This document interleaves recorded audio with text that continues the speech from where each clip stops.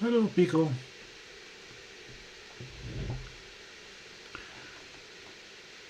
We're testing 4K tonight and testing wide angle on DWARF 3. As you can tell from the display, all the icons are tiny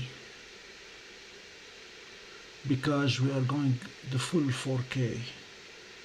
So on your YouTube player, I hope you're not watching on a cell phone.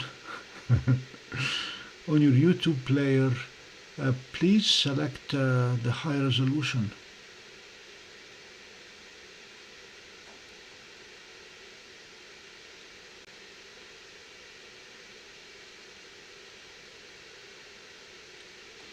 Okay, this is supposed to have finished the darks.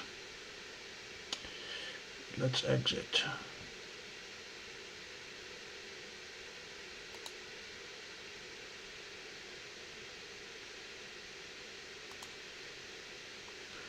And now we need to go back to take the glasses off DWARF.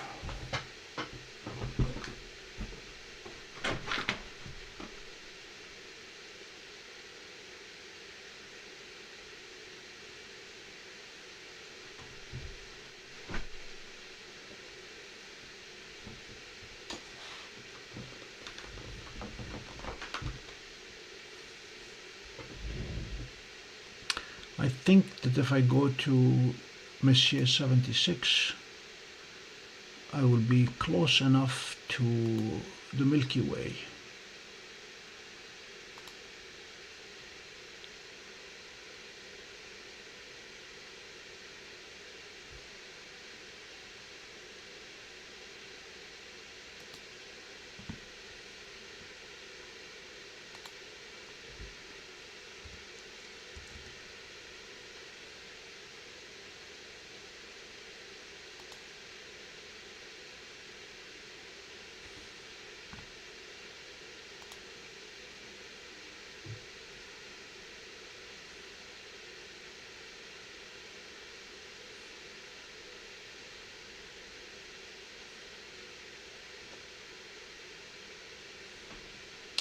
And let us try to image it.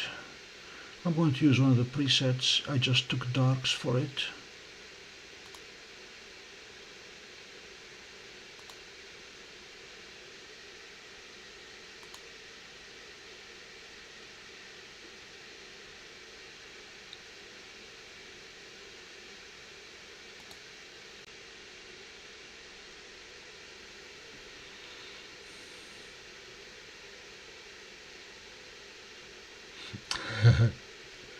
I was never a fan of mosaic. Hello, Zina.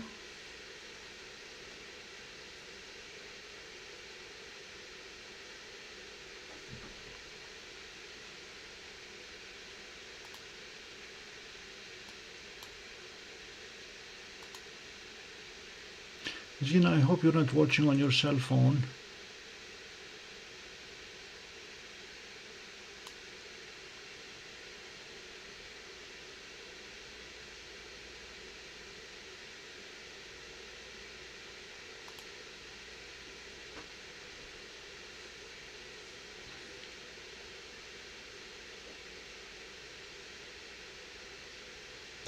This is supposed to be the Milky Way.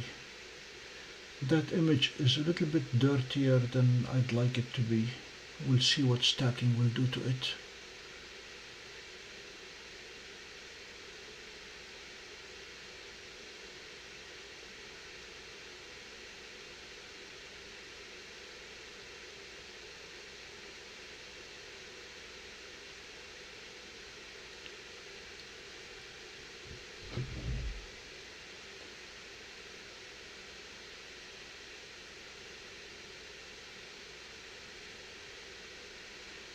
Okay, you are welcome. I am testing 4K resolution tonight, and probably the biggest part of the test is tweaking the data rate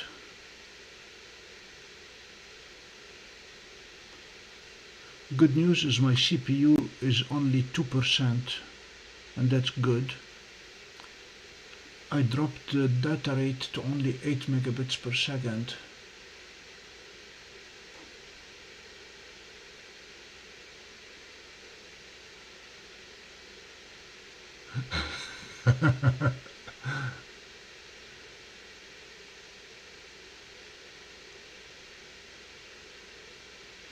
It is recommending 24 megabits per second. Ain't gonna happen.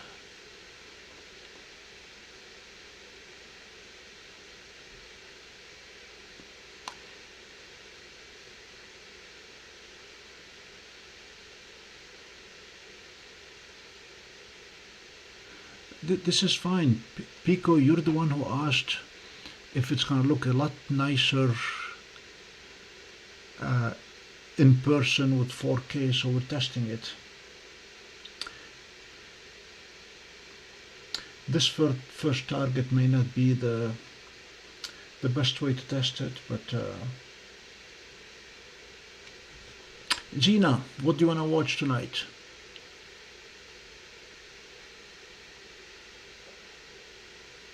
Well, the test will work on your phones, but you will not be able to see all 8 million pixels.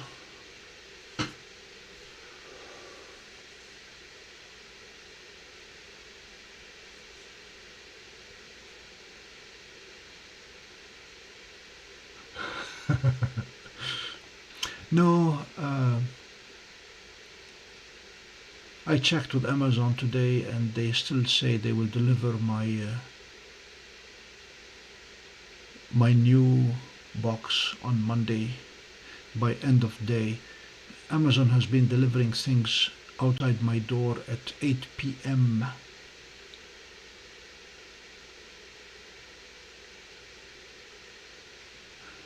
Saturn is a no-go with the dwarf, and I really don't feel like opening the big telescope tonight. That's the problem with those smart scopes. They spoil me.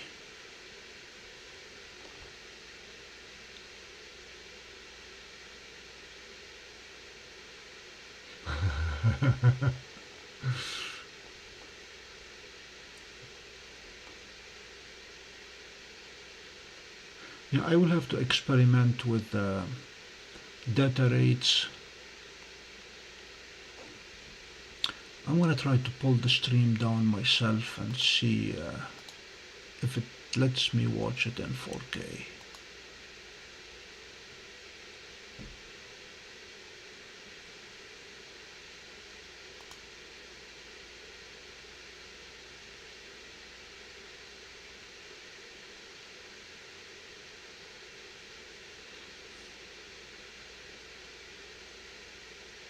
Uh-oh, something wrong. They are showing me an ad and it's not the political ad. What's happening in the world?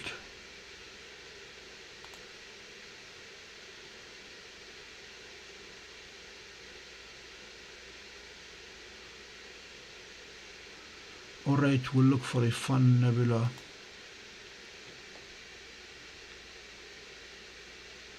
Quality. Yeah, 2160 is 4K according to YouTube.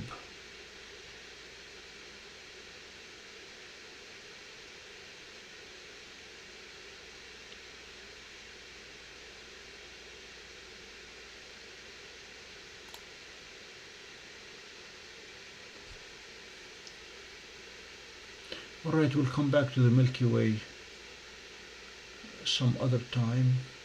The first time I took the Milky Way, it looked a lot nicer than this. It must be the clouds. All right.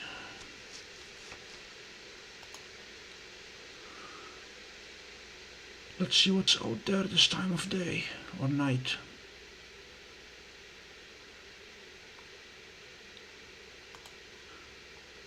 With a lot of luck, we're gonna have a clear sunrise, so we'll have another look at the comet.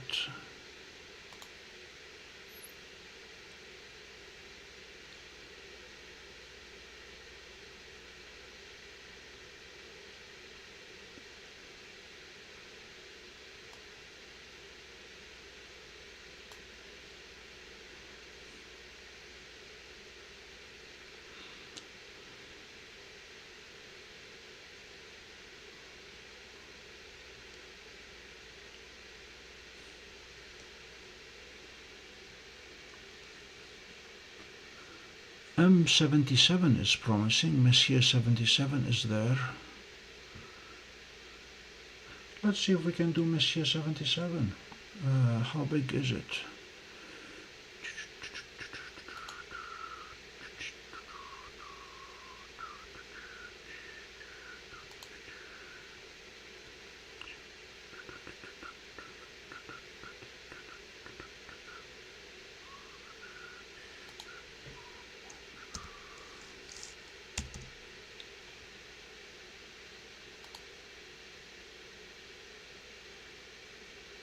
It's only 6 minutes.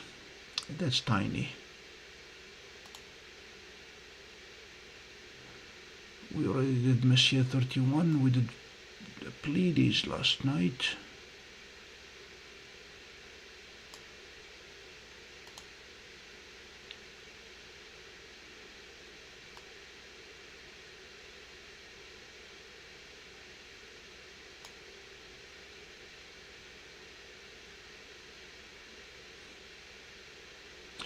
We did M74 without success.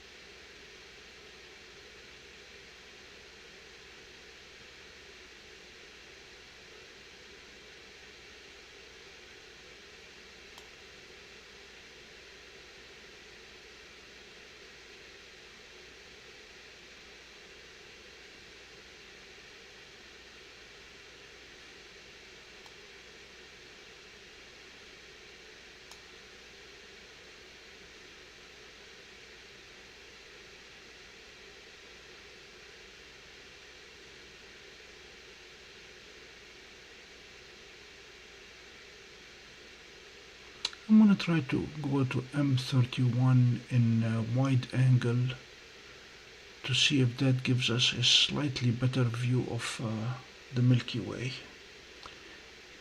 Hang in there.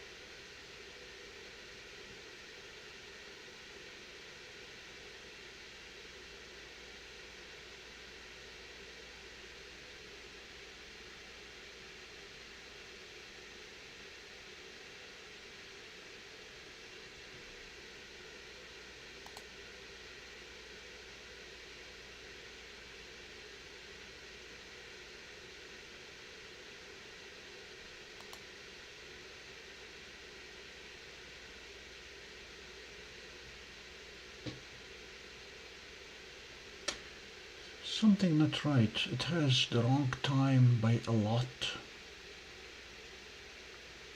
Jupiter is not higher than the Pleiades.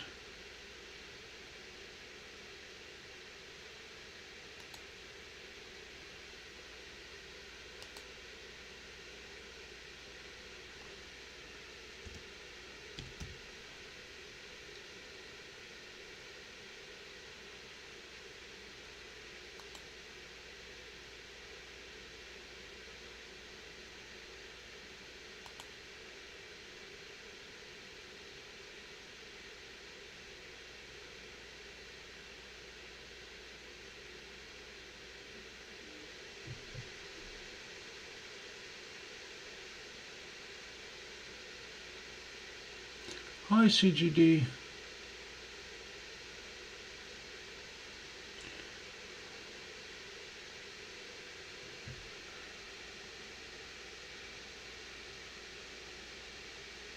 We are testing 4K and wide angle on the dwarf.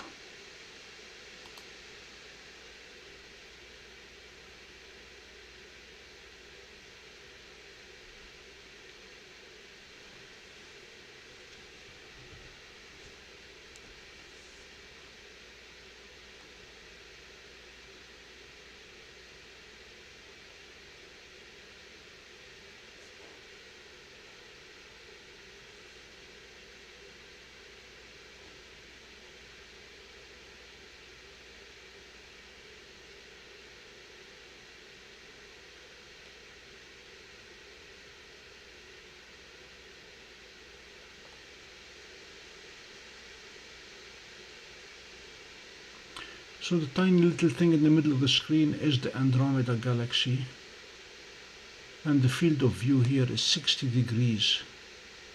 Massive.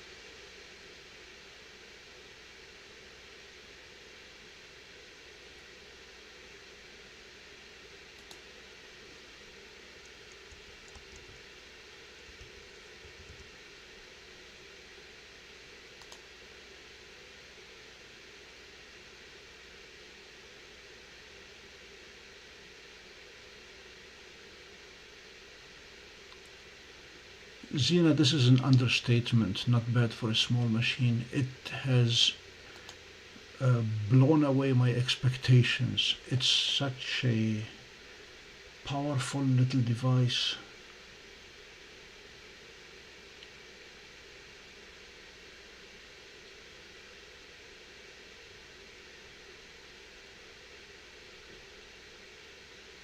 All right, California it is. I don't know if it's a funny enough name for a nebula, Zena, but we're going to go with California for a little bit. We'll do it properly by taking darks. And it is right now due east, so we don't have to worry much about field rotation.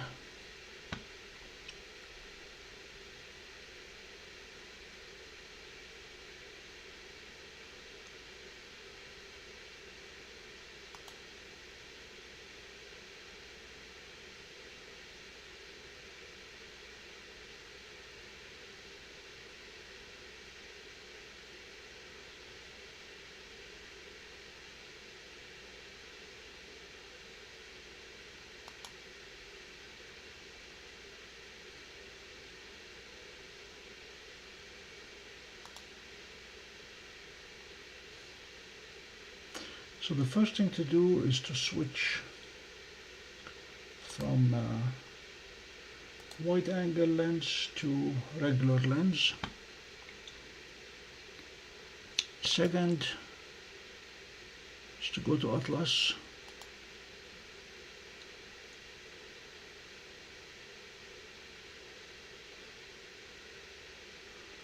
And that is our 1499.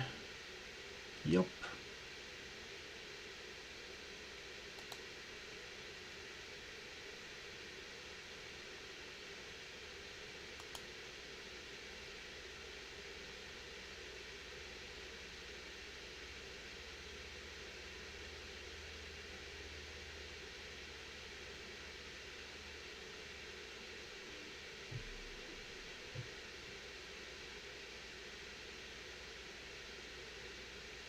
The latest version of the Atlas is a big improvement.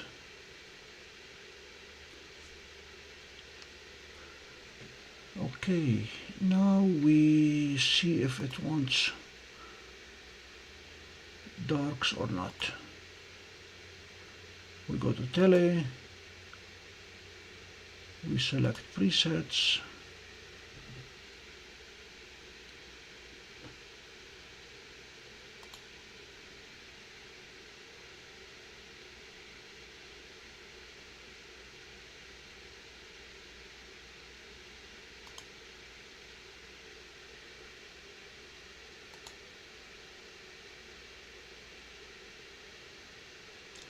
okay, it doesn't want darks. Hey, fine with me.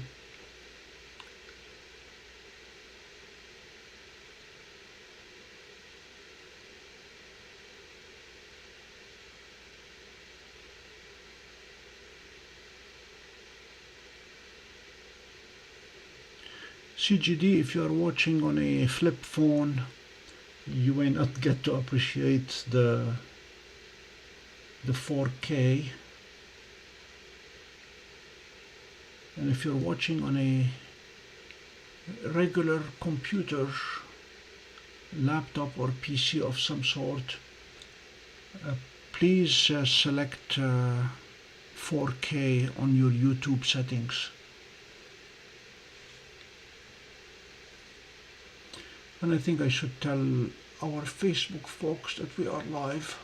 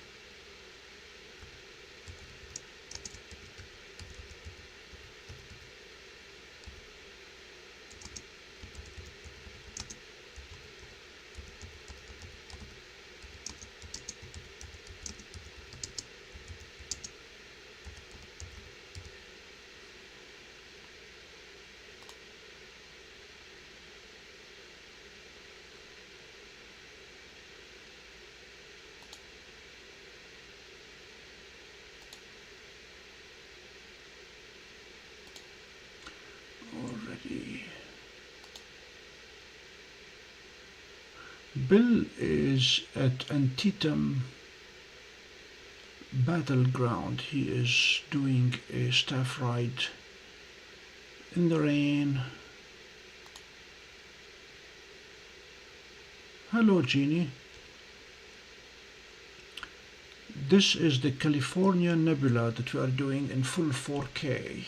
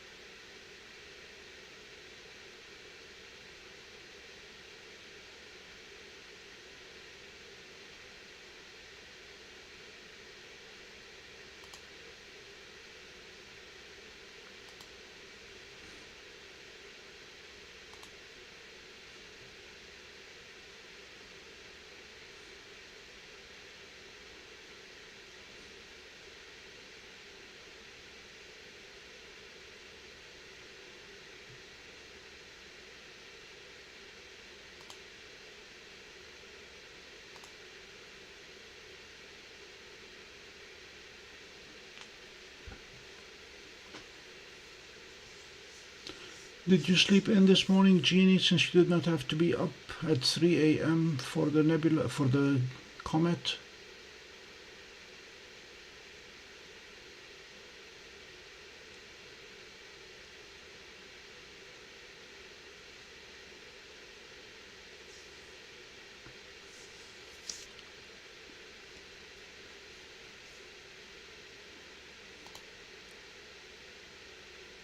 Yeah, I don't know what's the deal with the YouTube notifications as to when they work, when they don't.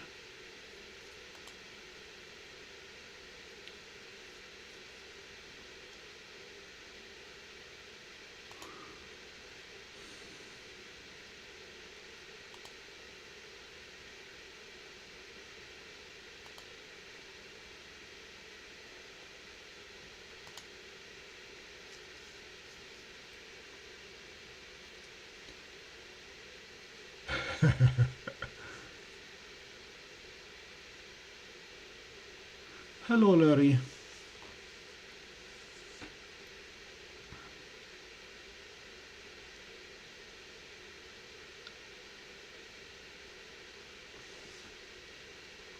Larry, we are attempting full 4K resolution. So this is the entire sensor, literally every pixel. And YouTube is unhappy with me because I'm streaming at 10 frames per second. Well, if we're taking one frame every 15 seconds, streaming at 10 frames per second should be okay.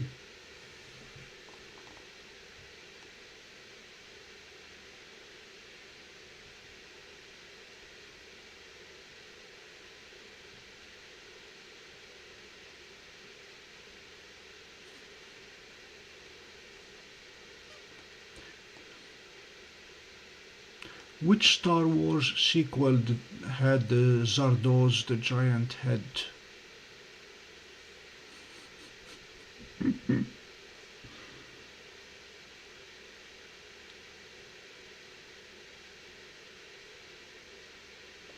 Uh-oh, sorry, made a mistake, did not put the filter on.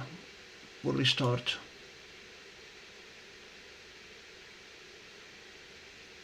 I was wondering why we had too many stars.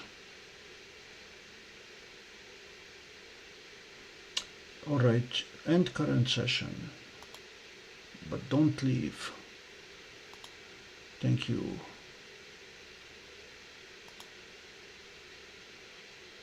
Filter. Haha. Dual band. Presets. 1564K and go.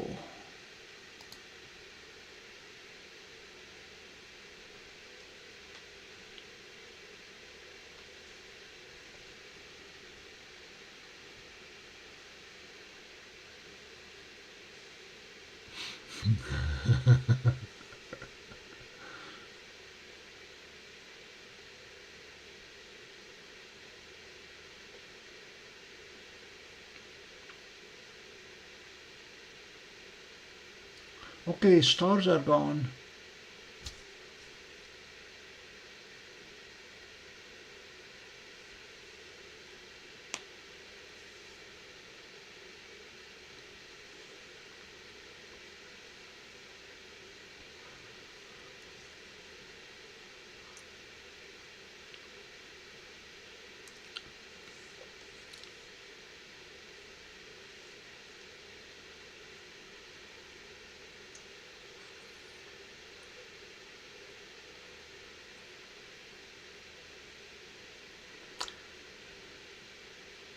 For those who have just joined us, station identification, this is the Pompey Observatory. We are testing DWARF 3 at the full 4K resolution tonight. That is 4K as in 8 megapixels all the way from the sensor to your flip phone.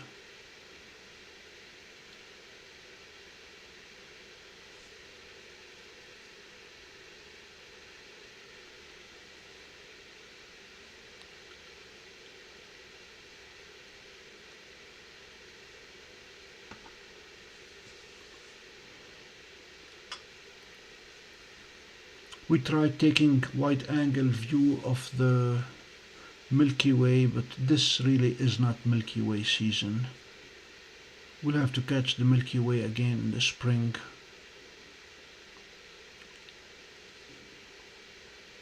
But DWARF 3 successfully took darks in wide angle and stacked. Now we're back to telephoto lens looking at the California nebula NGC1499.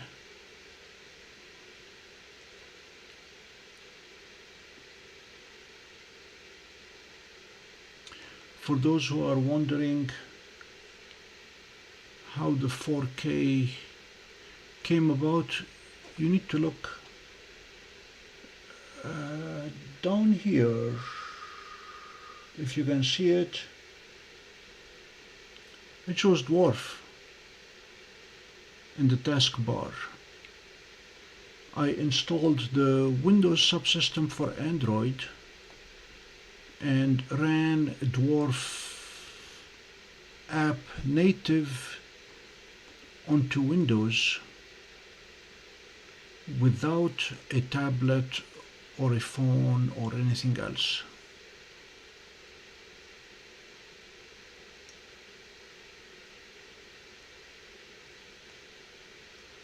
Very good, thanks Larry.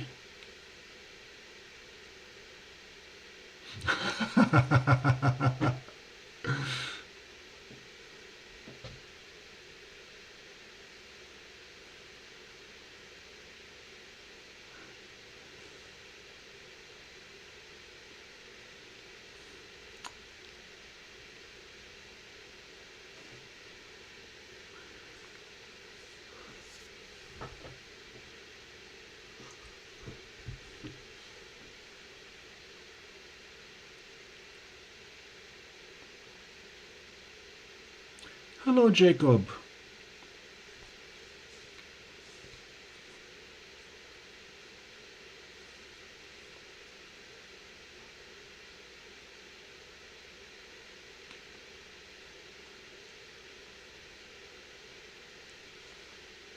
Jacob, we are attempting, actually succeeding for now, a 4K live stream. I fought a little bit with YouTube and convinced it to let me stream at 10 frames per second.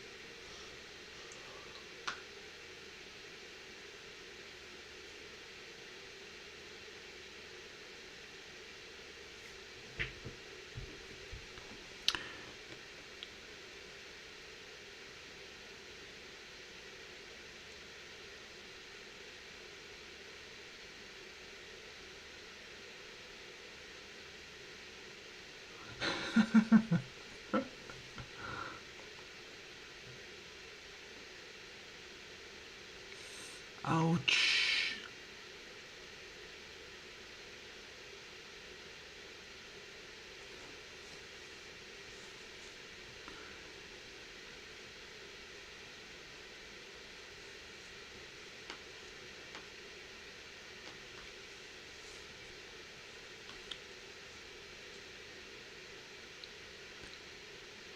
I wish you speedy recovery and some hamburgers soon.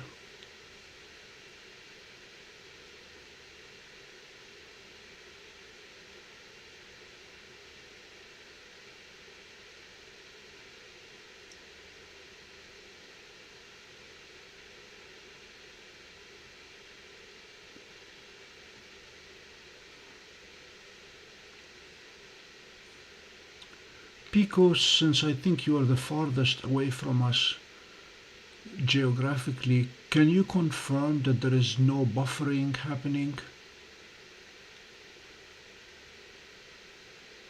Or let's put it the other way around. If anybody is seeing buffering, can you please let me know?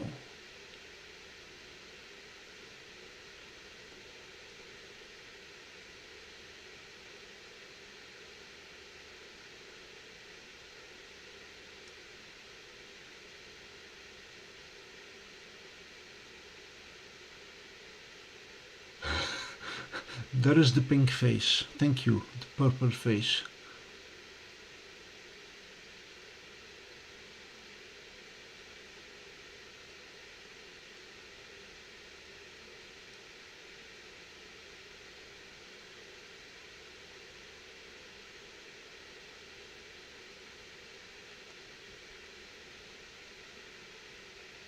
We are at 15-second exposures.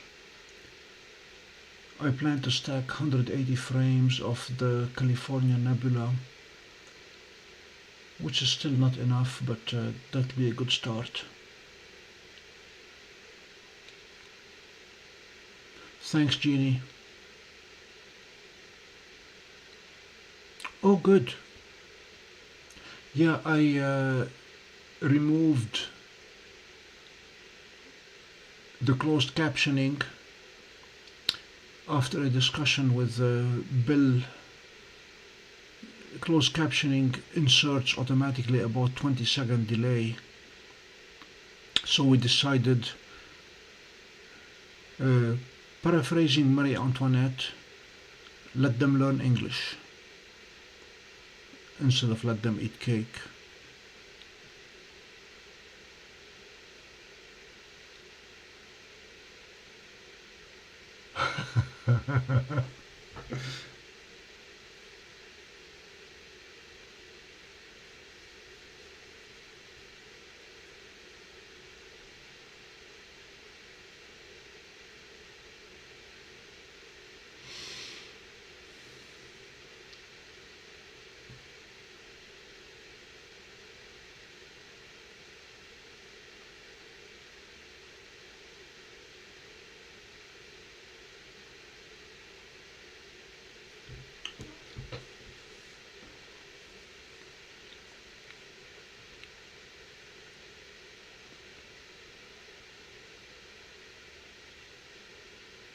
Jacob, this chat channel is considered a judgment-free zone in terms of spelling mistakes and typos.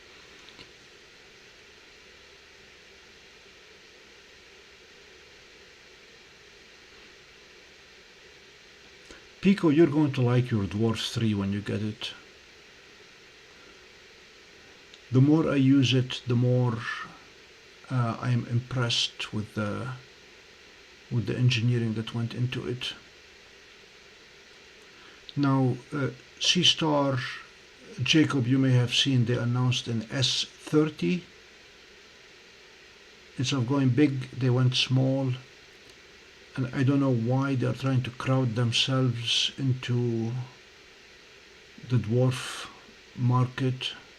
Doesn't make sense.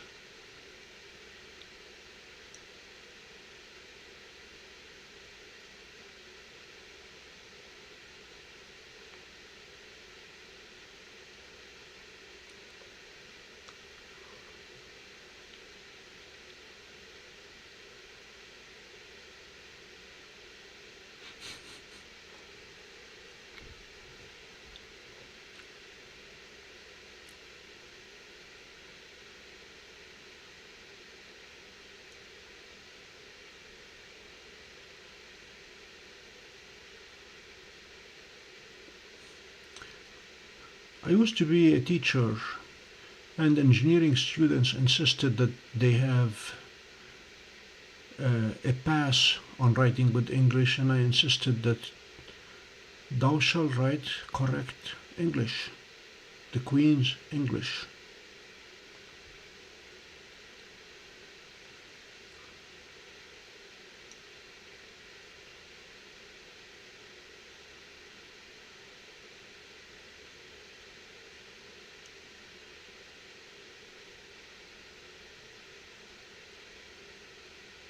Yeah, as I mentioned in a brief Facebook post, I saved a lot of money this week. On Monday, I saved by not having to buy a big Seestar. And on Tuesday, Vaonis having primed us for a big announcement.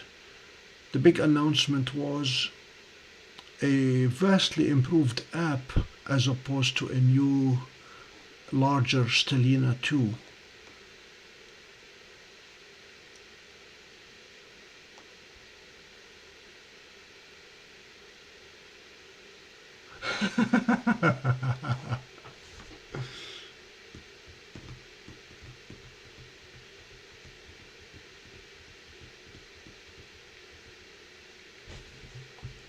Jacob, I may have told you, my father served in Her Majesty's Foreign Service his entire career, starting with driving a British Army truck during World War II. So we have great regard to Her Majesty.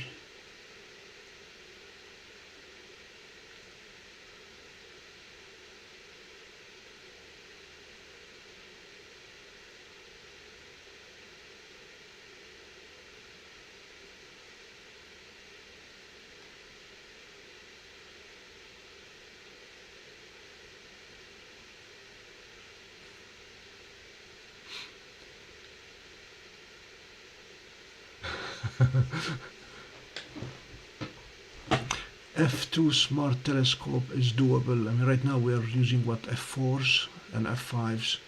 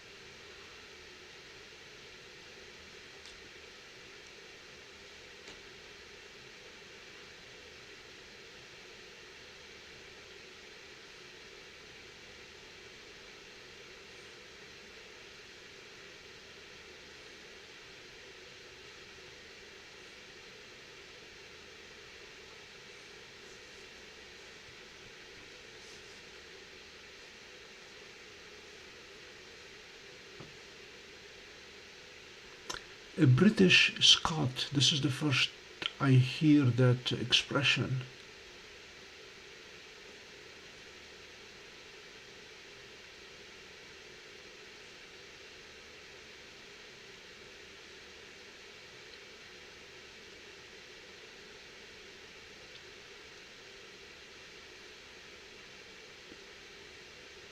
Somehow the California Nebula looks like the X-ray of a knee.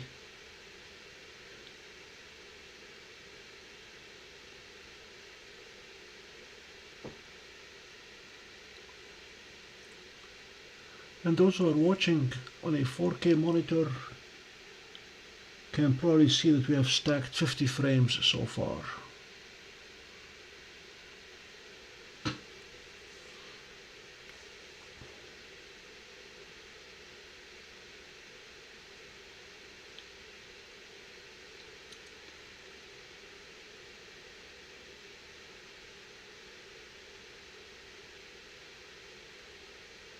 What nationality is I think?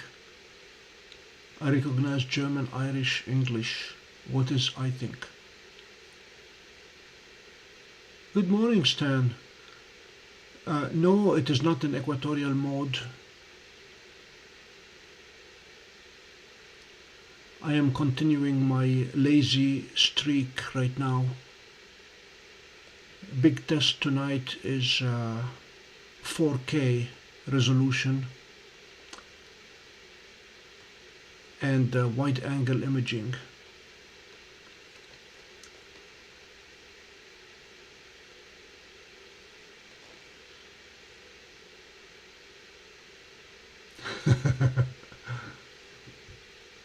Polish.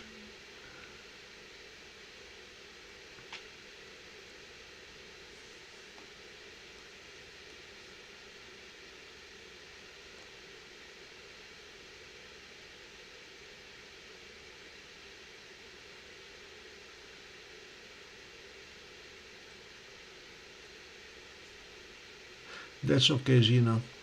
Now that every government form asks you to fill race, fortunately they give other, so I check other and I put marathon or 26.2 miles, because I'm used to filling forms when I run races and they ask what race, and it's a choice between 5K, 10K, half marathon or marathon.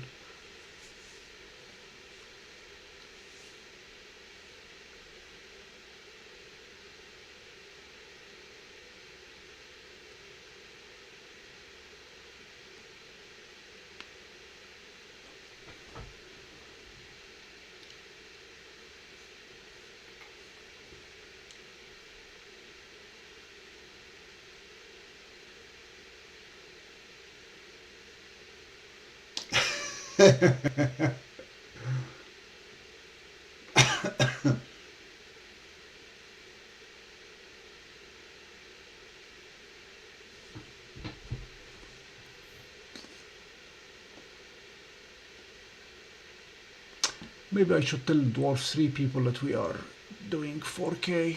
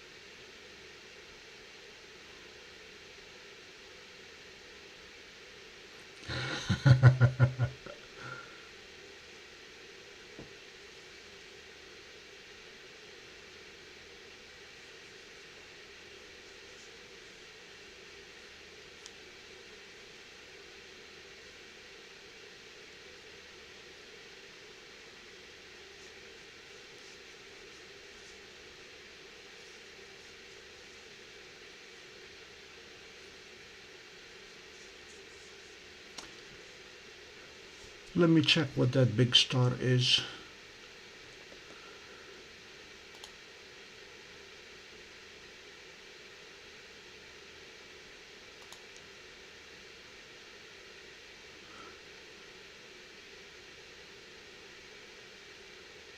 There is a rumor that Mr. Peterson liked a link 26 minutes ago, so he is alive in Antietam.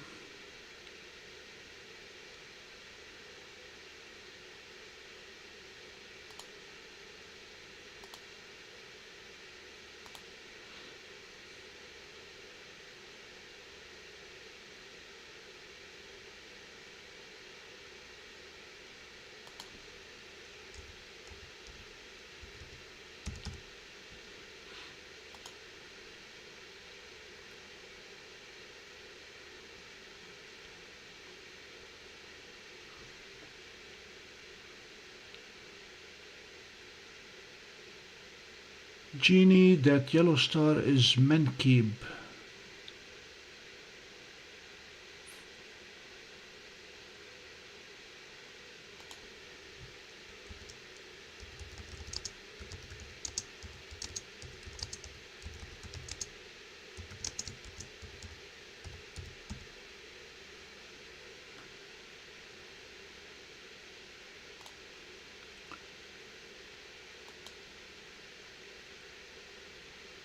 Oh, they say it's a double star.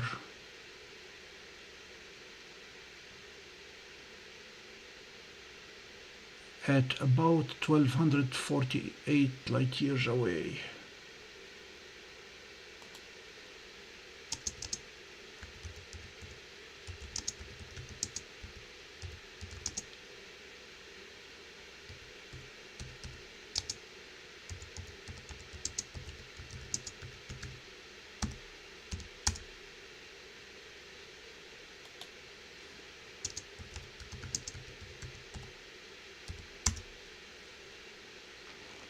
It is magnitude 4.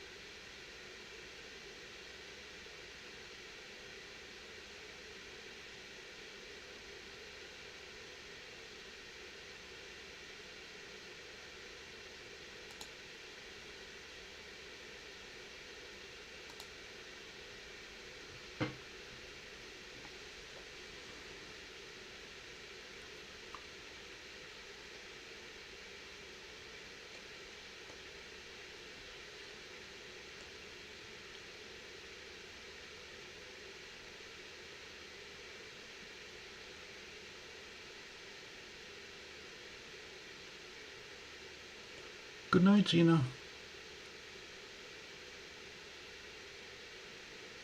Hello, Zon Cuckoo.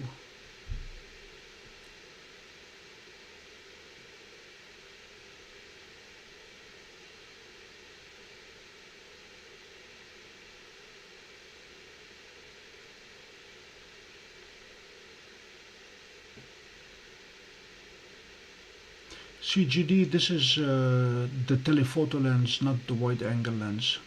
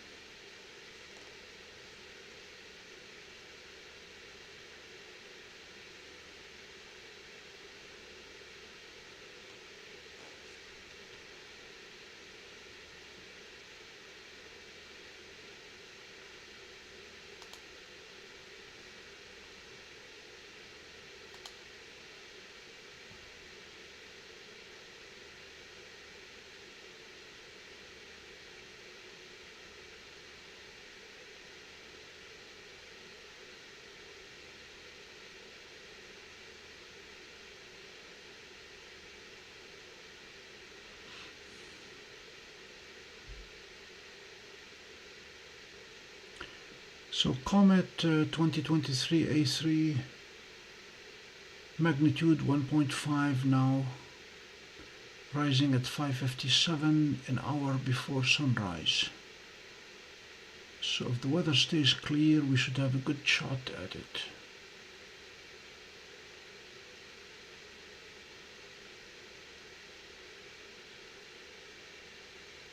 I did not play with the colors. All I did was adjusted the darkness of the background a bit.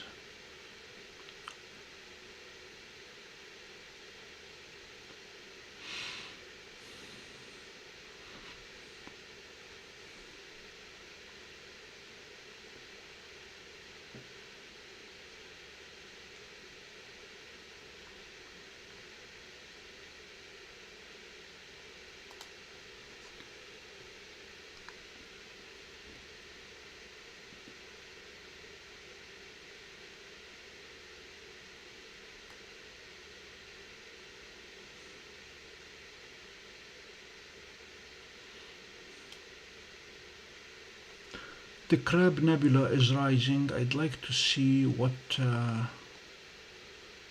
Dwarf 3 can do with Crab. It's a beautiful but very difficult target for an aperture that's only 35 millimeters.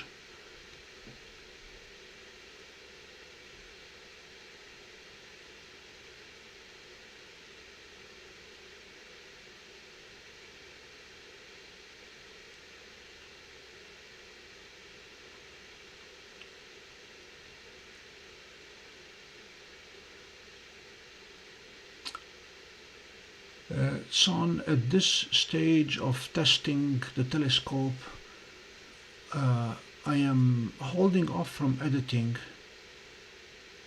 to give it a chance to show us what it can do in terms of raw images. And I am happy. I know I can edit this one, but I don't see the need to.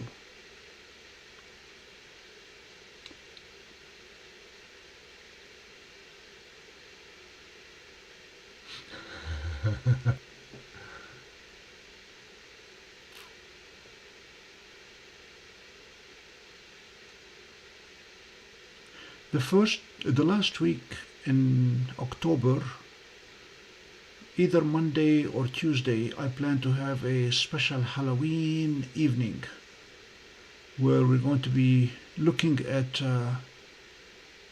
deep sky objects with a Halloween theme.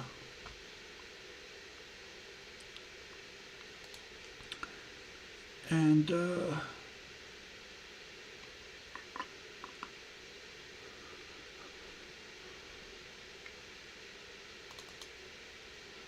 if you have not heard the list yet, it's going to be the Ghosts of Cassiopeia, the Wizard Nebula, the Skull Nebula, Witchhead Nebula, Medusa Nebula, Phantom Galaxy, Eye of God, Crucifix Cluster, Chinese Dragon Nebula, Eye of Sauron, Spider Nebula, and the Scary Face Nebula, and then we'll wrap it with the moon. I have not yet established the order in which we're going to do that, but we're going to try to do as many of these as possible. Yeah, Ghosts of Cassiopeia, that's IC59 and IC63.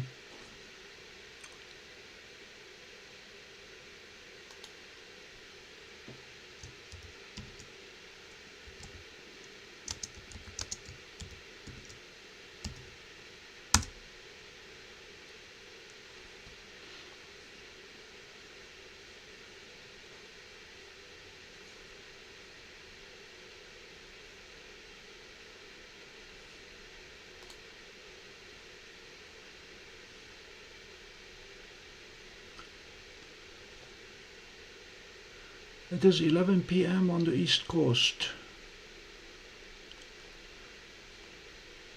Thank you for joining us. We are testing Dwarf 3 in its native 8 megapixel mode, 4K mode, and so far, keeping fingers crossed, it's working. By the way, I take my hat off to the DWARF engineers who once more were extremely responsive to a request which said, if we are running the DWARF Lab app on Windows subsystem for Android, or for that matter in any virtual machine, please don't look for Bluetooth because it's not going to be there. Seestar app and Singularity, the Stellina app, both look for Bluetooth, and if they don't find it, they pout.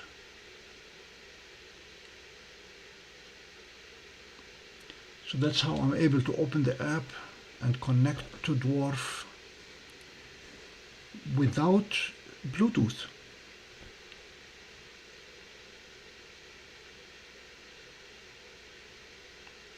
I don't think I said rosette, but I can add rosette. Okay, rosette is the skull, Jacob says.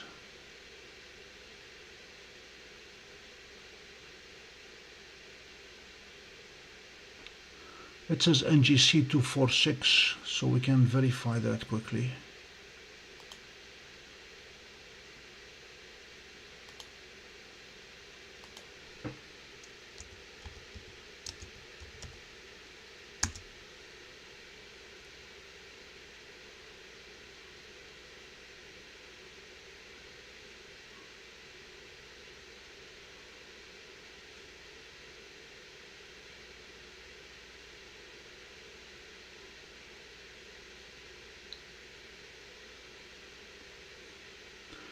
NGC246, they claim it's the first known planetary nebula with a hierarchical triple star system at its center. That's not the Rosette Nebula.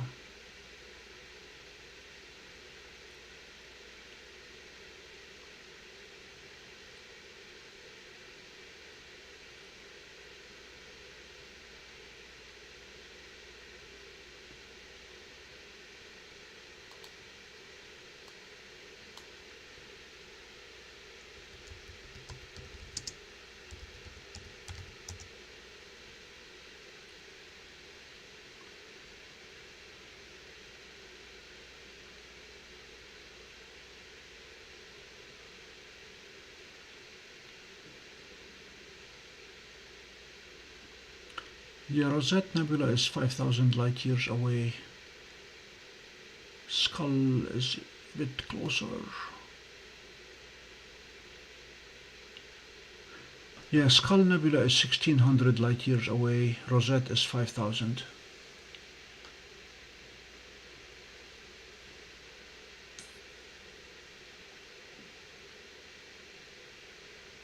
Okay. We'll do 2 skulls then, that's easy.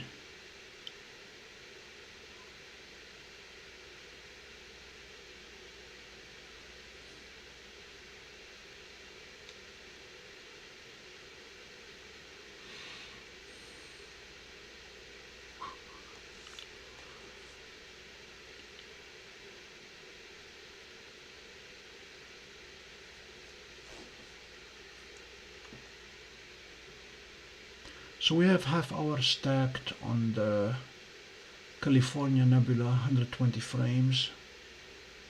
I'm gonna try to get to M1 at this point.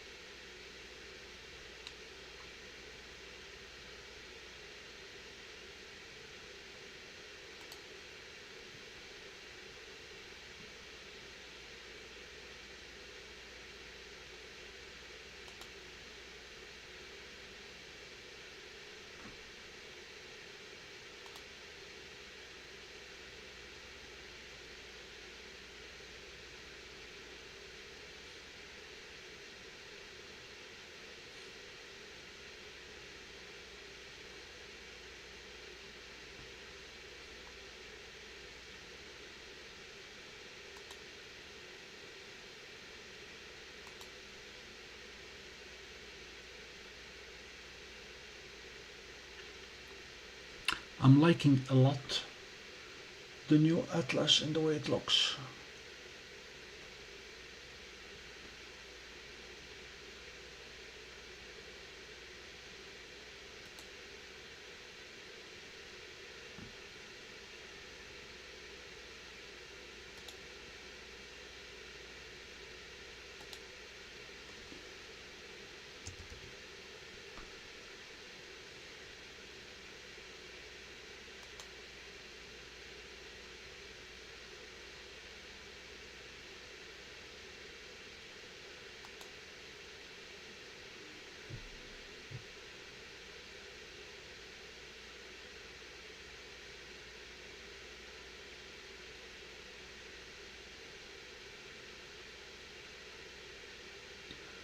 Yes, son, it does.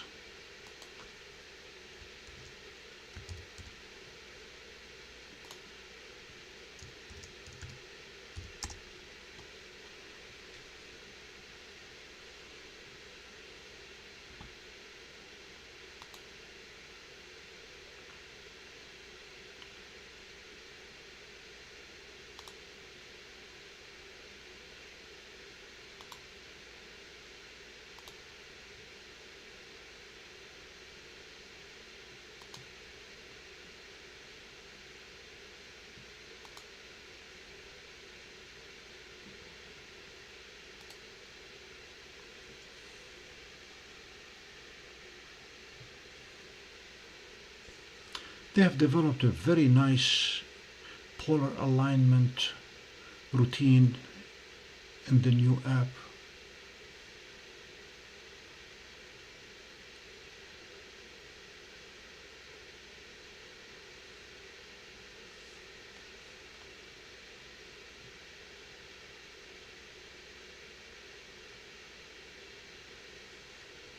I decided to use the dual band filter. That's going to be another journey, trying to identify which targets look best with which filter. Since we have three choices now, we can go with the Viz or visual, or we can, which is effectively IR cut, and HA and O3 cut.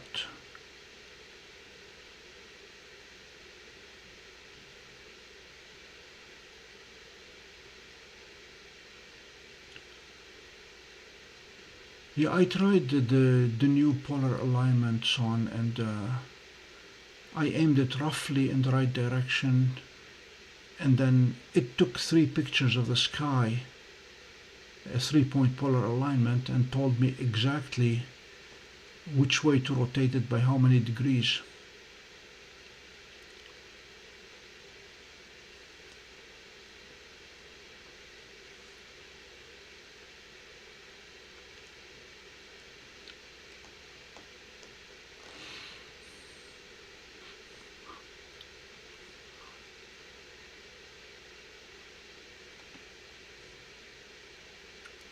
Part of this experiment may have to be taking the same target with all 3 filters, about 10 minutes each.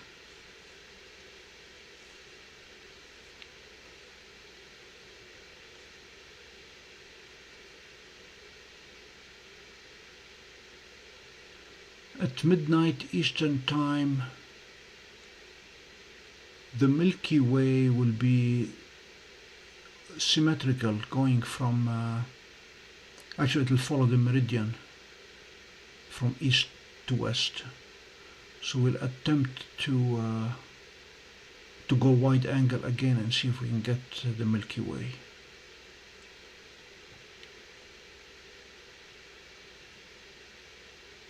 For now we're seeing crab.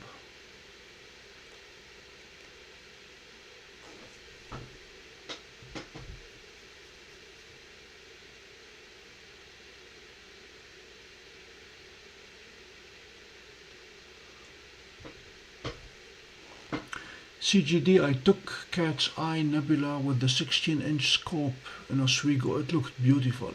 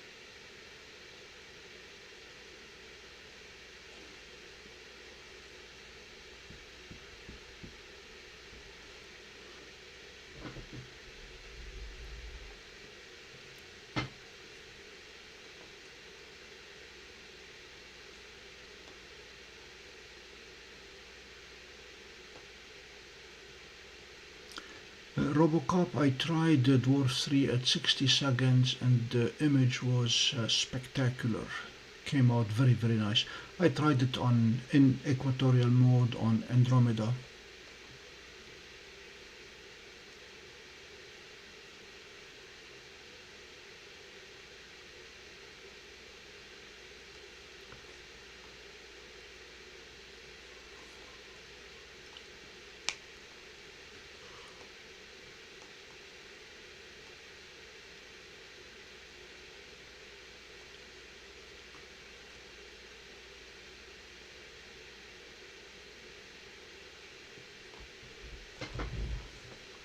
CGD, let me see if I can pull the picture of the cat's eye. The only problem with the cat's eye is there is a lot of room for editing and manipulation of the colors.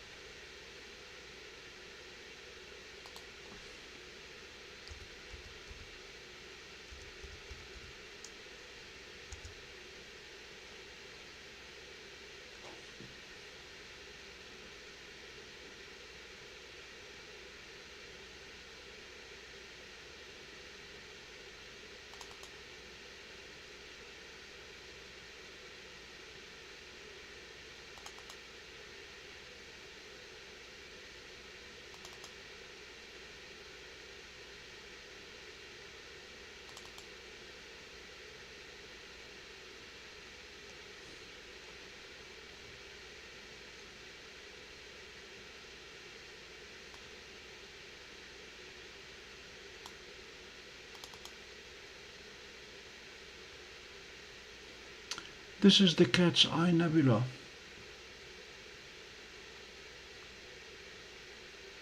This is the raw image without any post-processing.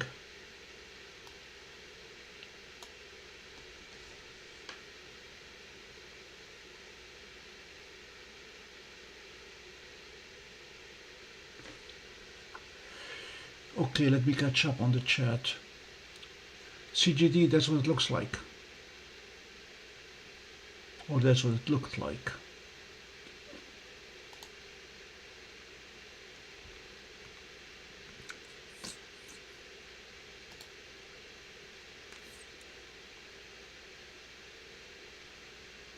Robocop, right now I am using the narrowband filter on Dwarf 3. Yes, it's a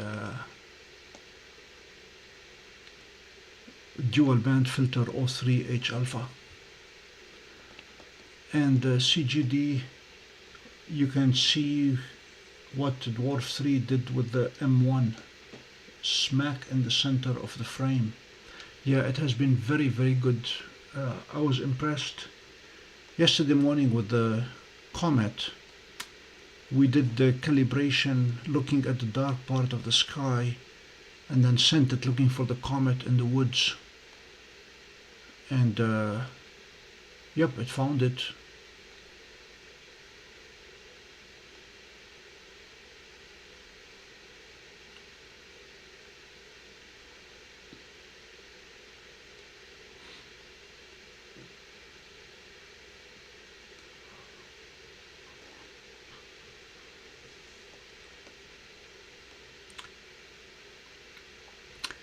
The Cat's Eye Nebula was taken without any filter.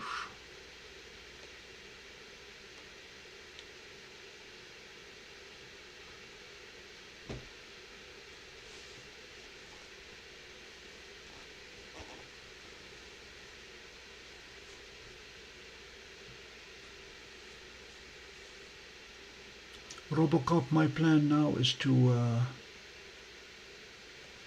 take 40 frames each on M1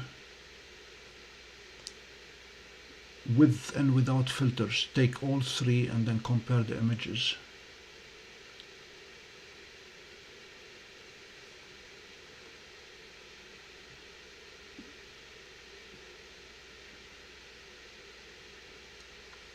Or might as well go more, like 60 frames.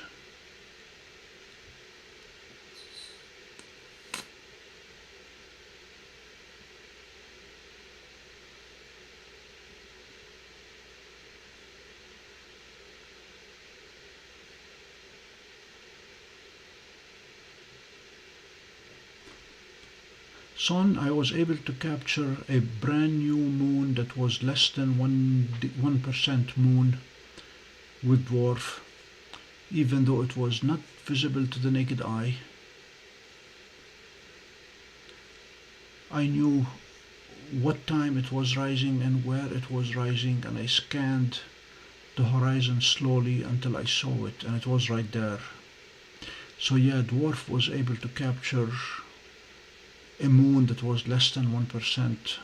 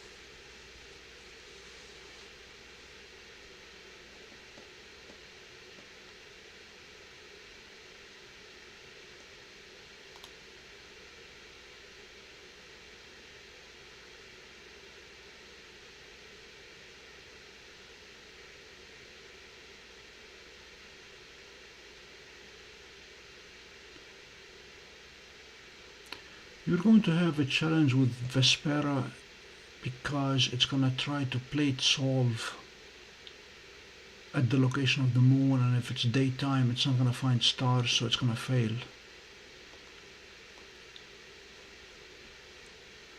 Again, that's one place where dwarf is superior to Seestar and Vespera. It will find targets.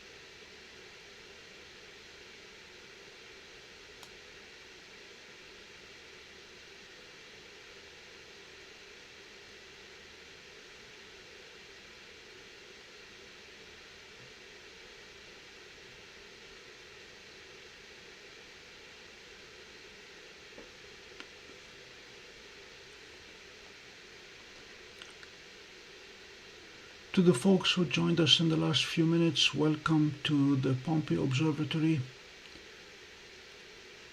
This may be, or to my knowledge, that probably is the first live stream at full 4K of a Dwarf 3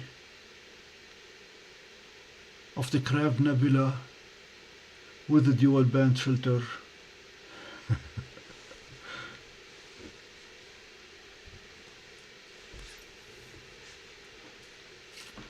Actually, those of you who are looking on a large screen, the detail inside the nebula is just mind-bogglingly incredibly beautiful.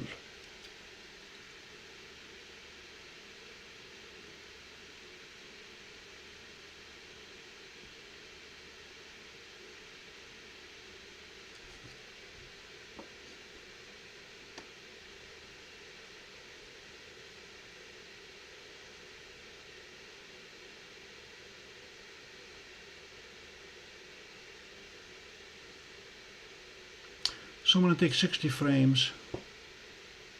We are at 50. And then repeat the exercise with just the infrared filter and no filter at all. I mean visual.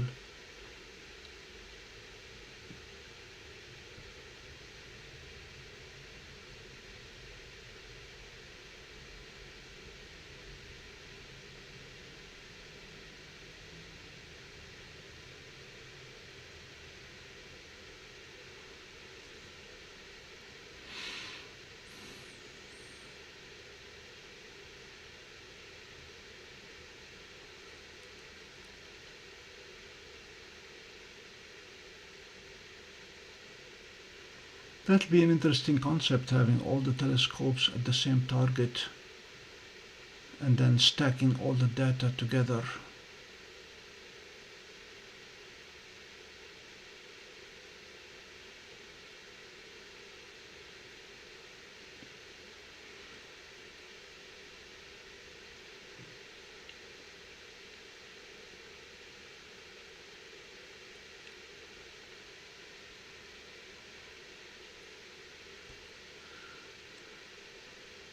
That's what you're getting, Pico. The Dwarf 3. I'm telling you, it's worth it, worth the wait.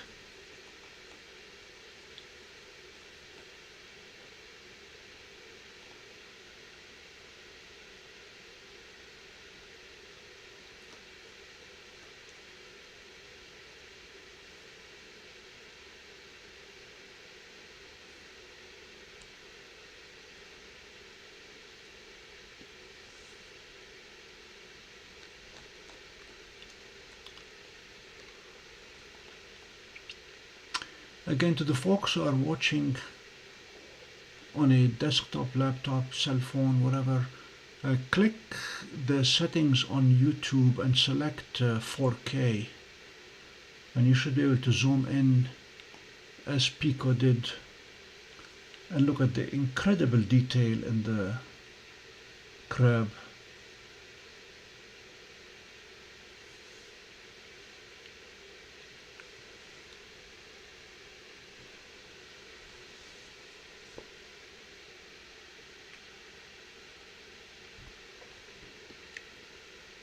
So we're going to end this capture and then repeat it with the astro filter and then repeat it again with no filter.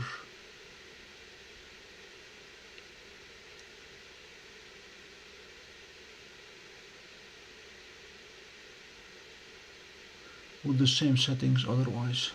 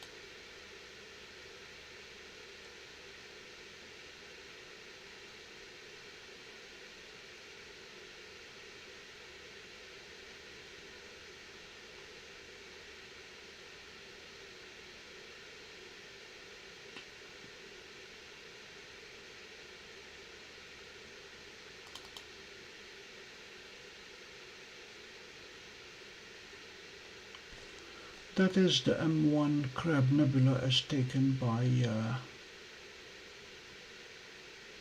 Seestar.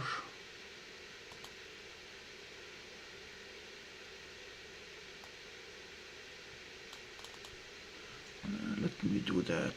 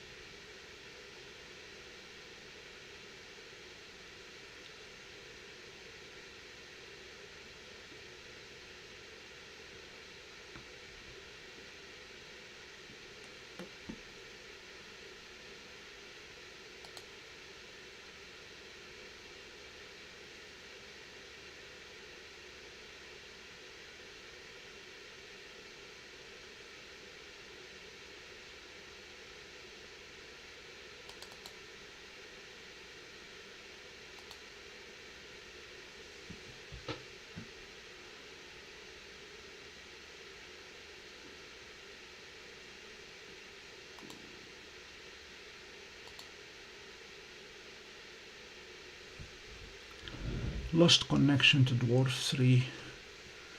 Trying to re-establish connection.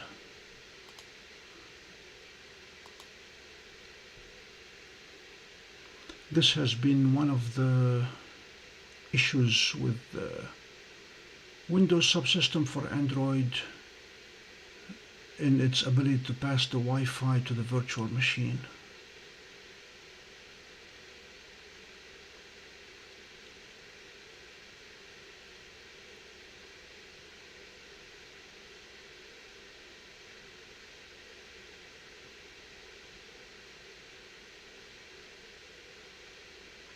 Alright, let's see if we can get back to it.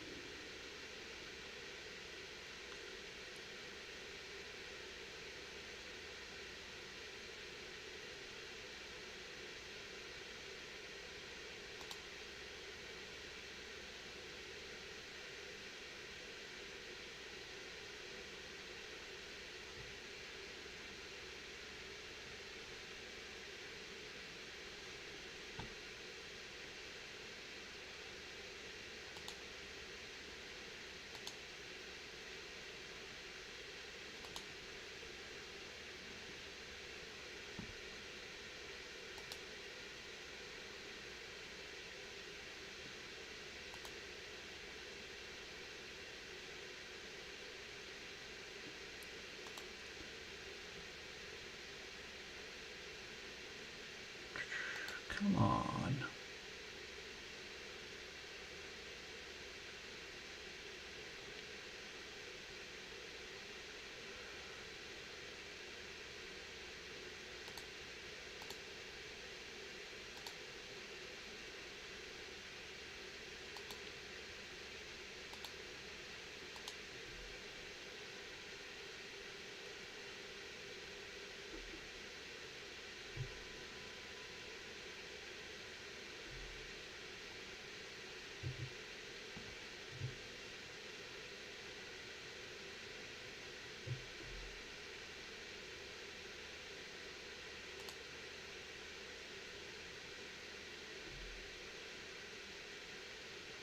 I'm recalibrating.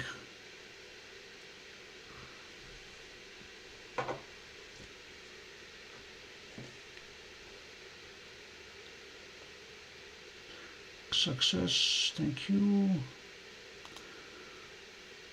Now we go back to Atlas.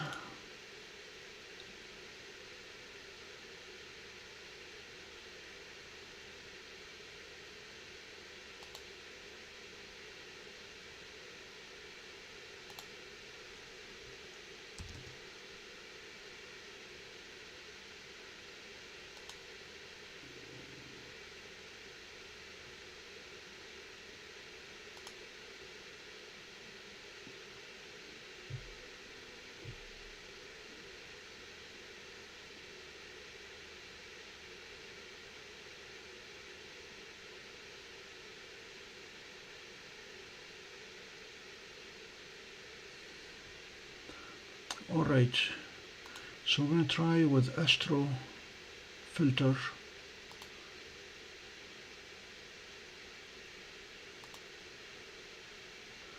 And the same setup.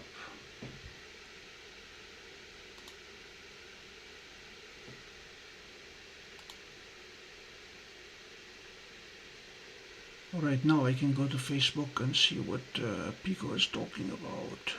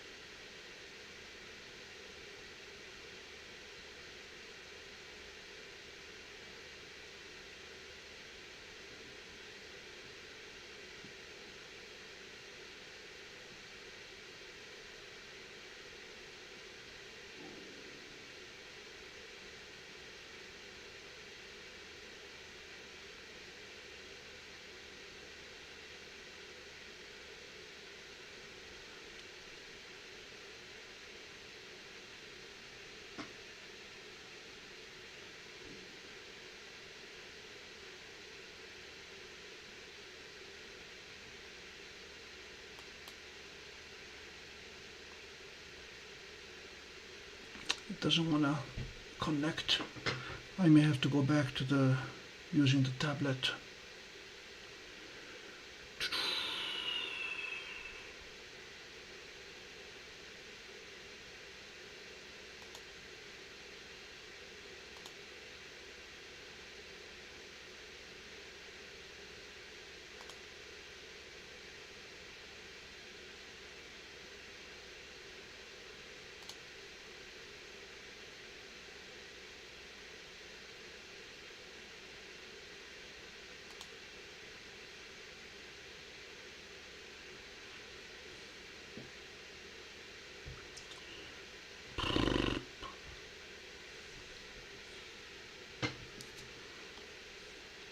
Okay, let me bring up the tablet.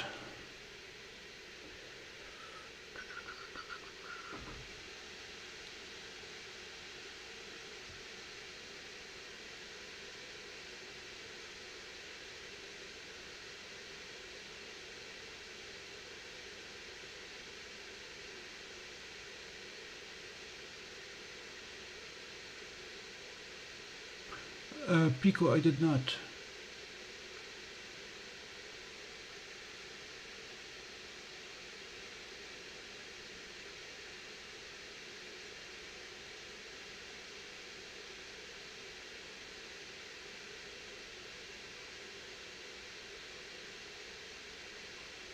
That little guy in the bottom right corner, that is me when I finished the 50th marathon in the 50 states.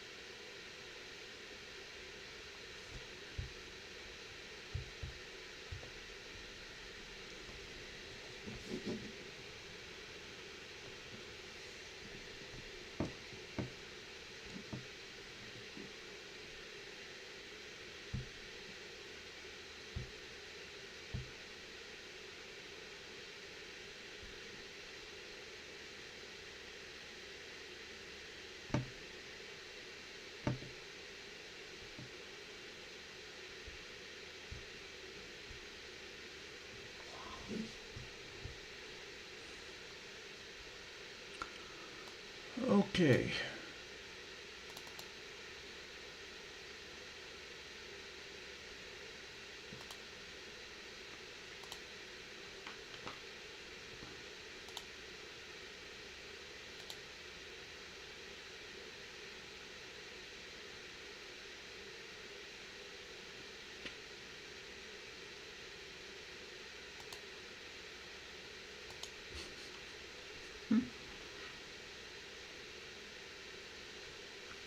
That was the Eagle Nebula, yes.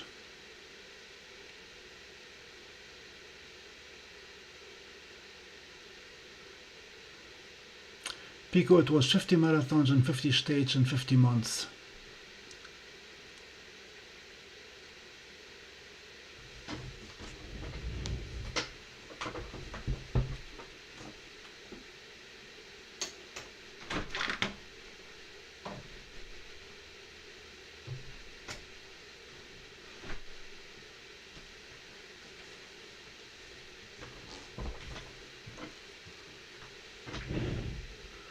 So I'm going to spare you any further flakiness of the Windows subsystem for Android. Good morning, Peter.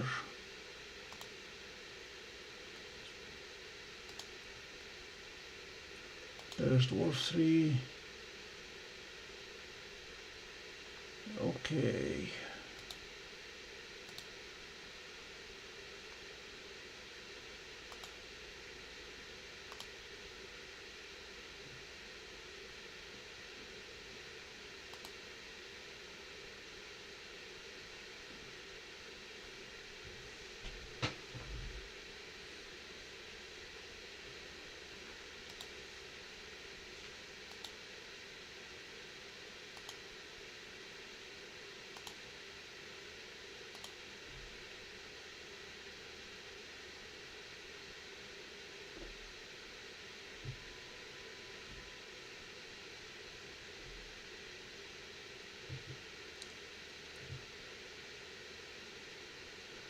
And good morning, Sideburn soldiers.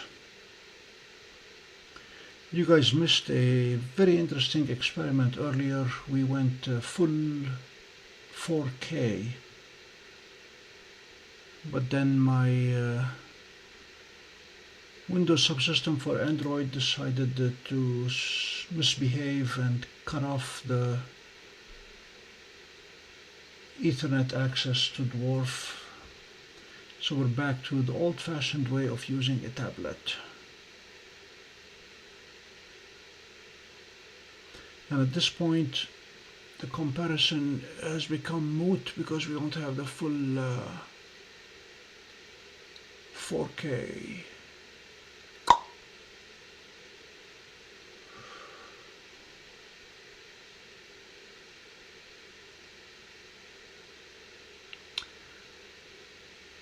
So as we approach tomorrow, I had wanted to take another look, if possible, at the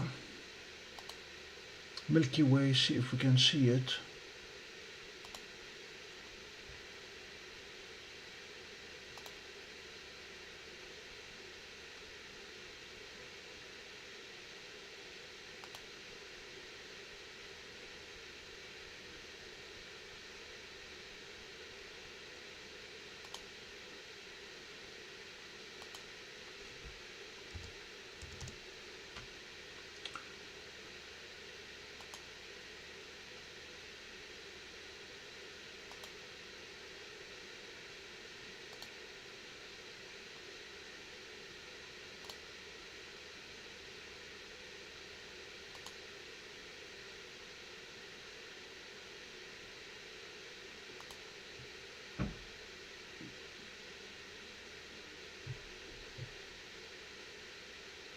Messier 76 should be in the Milky Way. Right now the Milky Way is going along the meridian.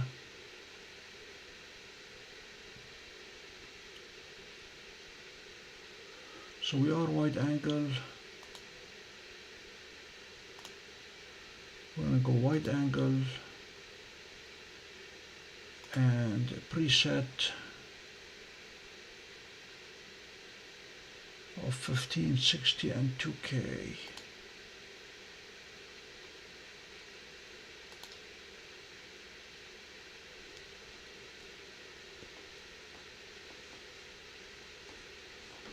We will see very quickly if we have a Milky Way or not.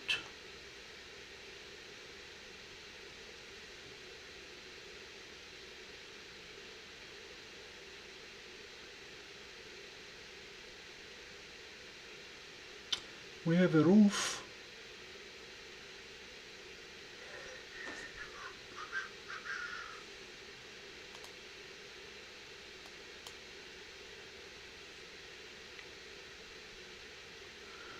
Let me see if we can adjust this a bit.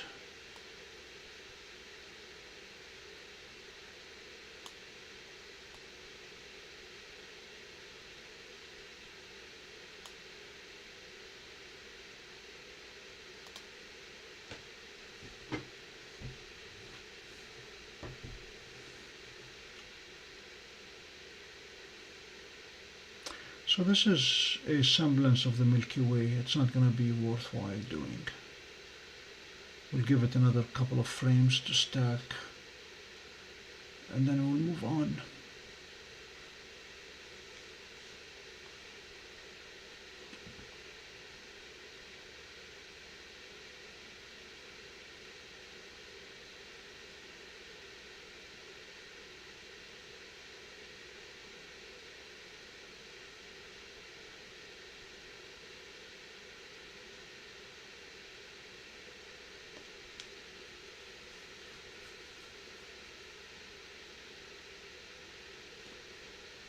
Peter, I can try imaging M76. I only used it to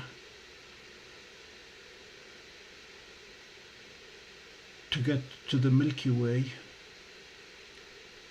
but we can give it a go. So there is the Milky Way. If not impressive considering the roof. Plus it's not Milky Way season anyway. Alright, stop it. End current session. Okay. We're gonna keep tracking M76 and switch lenses. And switch lenses.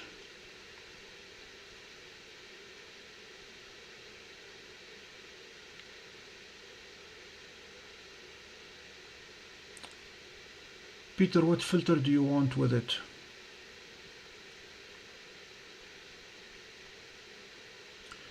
Astro, basically you want IR pass, IR cut, or the dual band.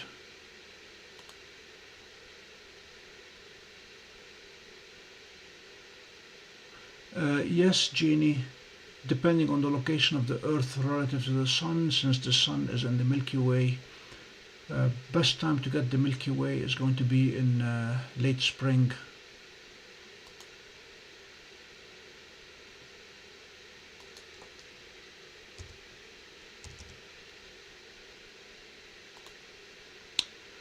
So M76 is a planetary nebula. I'm going to go with the dual band filter, see what it gives us. And since we are not equatorial mode but lazy mode, I'm going to go 1560 and let's see what we get.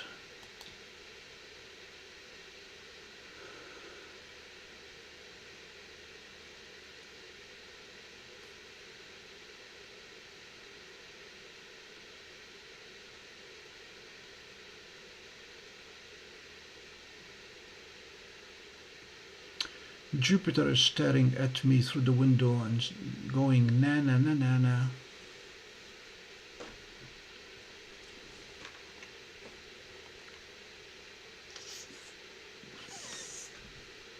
Okay.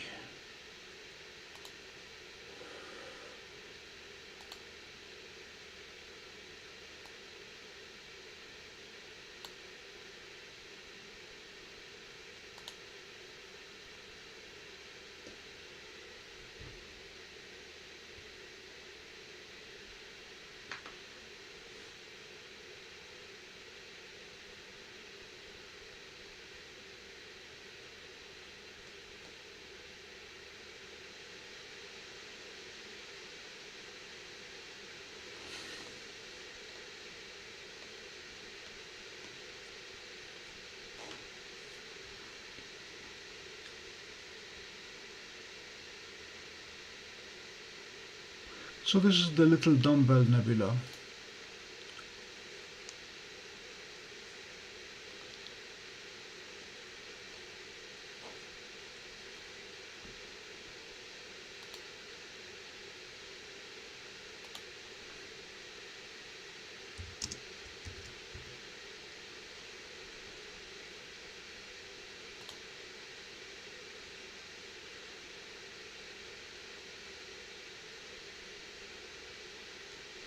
I zoomed in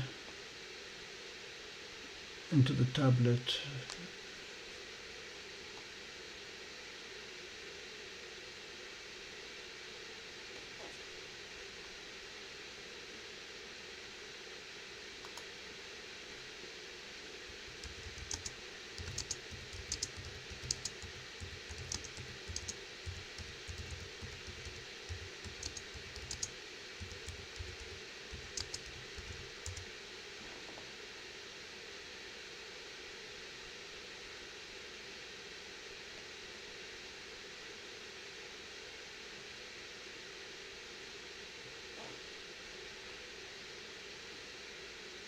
Genie, according to Google, June, July, August offer the best conditions for taking pictures of the Milky Way.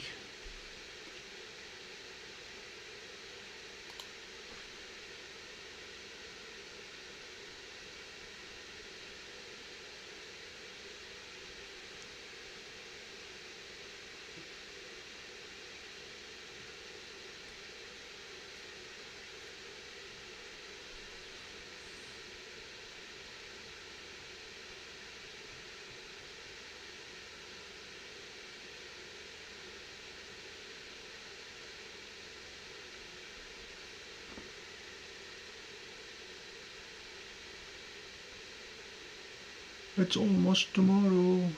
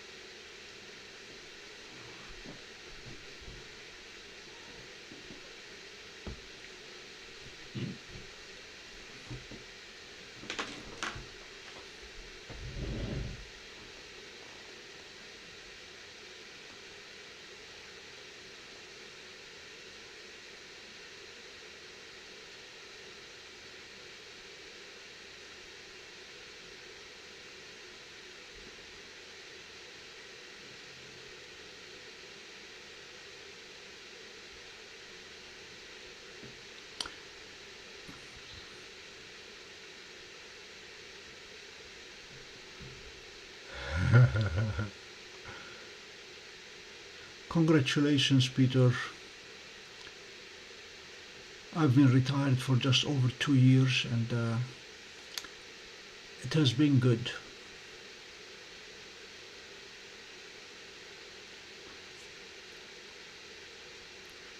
And when you get your Dwarf 3,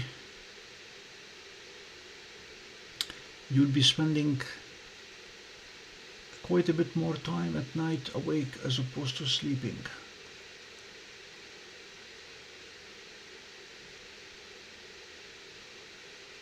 Happy Thursday to folks on the East Coast. In the meantime, it's already morning in Europe.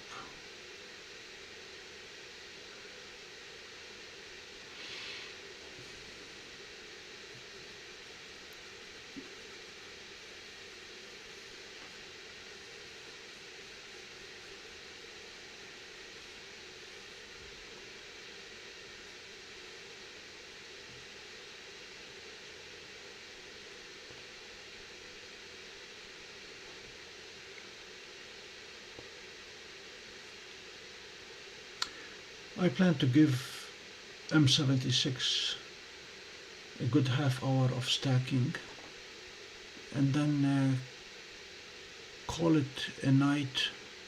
Try to get a few hours sleep before going to Oswego to try to fix the 16-inch telescope. That's going to be a long day.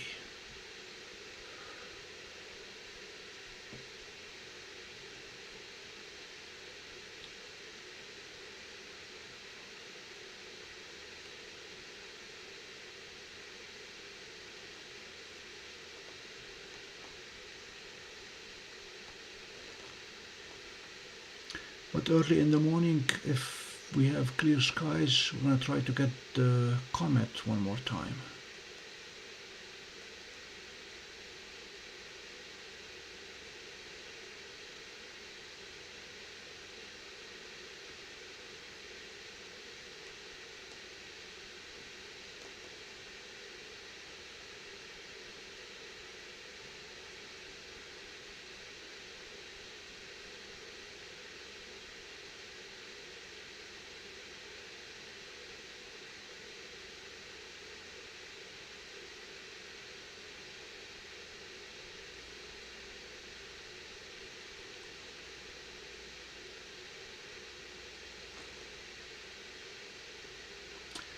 I will have a lot of help. Right now our goal tomorrow is to diagnose the problem. The 16-inch Meade, using the hand controller, very basic commands with nothing, no alignment, just turn it on. It will go right, it will go left, it will go down, but it will not go up. So something wrong with the declination. We don't know yet if the problem is mechanical, electrical, or electronic. And that's the goal tomorrow, to diagnose, debug. I'll be very pleasantly surprised if we fix it tomorrow. We still don't know where the problem is. The failure is repeatable, except when the computer inside the Meade notices that there is a problem. It will just give a motor stalled error and stop doing anything, and it'll have to reboot. So we have an oscilloscope, cables, probes, an RS-232 breakout box and cables. And the plan right now is to follow the electrical signals when it's moving right, left, up, down, and find out if we can apply a voltage manually directly to the motor. The only other similar case that we found documented turned out to be a MOSFET transistor, a power transistor that drives the motor that had failed. That would be okay because it doesn't require taking off a 250-pound telescope off an 8-foot pier, which we would have to do if it's a mechanical problem.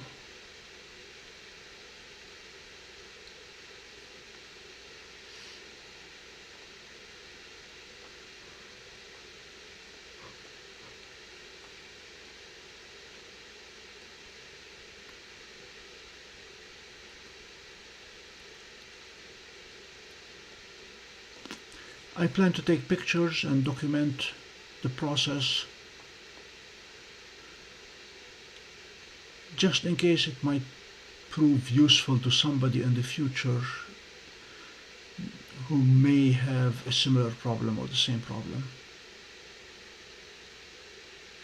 That telescope has been sitting in that observatory for 11 years, as in 11 winters, 11 summers. The observatory is obviously not climate controlled. So the telescope has cycled through 11 full thermal cycles of winter and summer.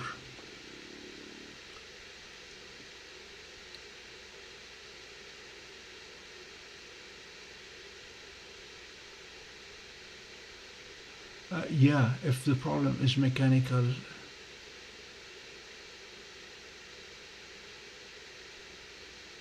we do not hear any gears grinding. Nothing happens when we push on that up arrow to move the telescope up. Absolutely nothing happens. We changed the hand controller as a simple first step and then connected it through ASCOM and tried controlling it via computer, and the computer is able to move it right, left, down, but not up. So we ruled out the hand controller as the issue.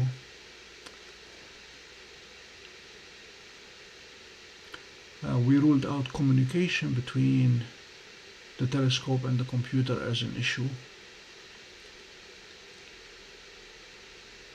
But the plan tomorrow is to actually get to the motor that moves it up and down and put a voltmeter on it or an oscilloscope or whatever it takes and see if it's getting anything. It's not clear at this point whether it is one motor or two motors.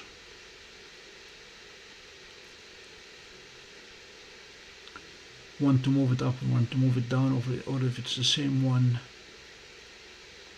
that reverses travel direction depending on which way we send it.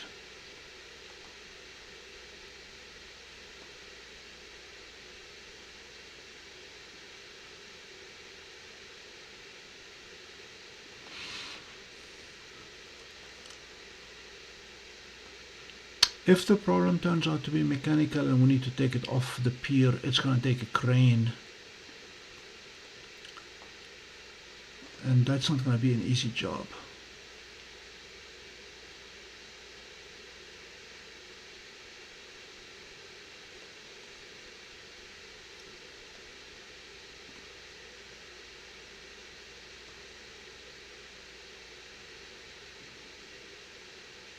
Yeah, Torstenlof, you're highly likely to be correct.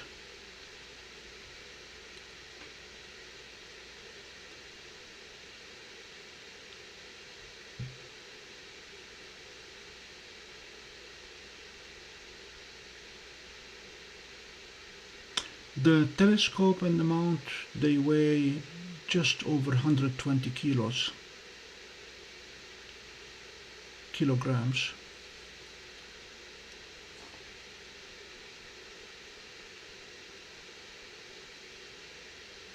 Good evening, RJ.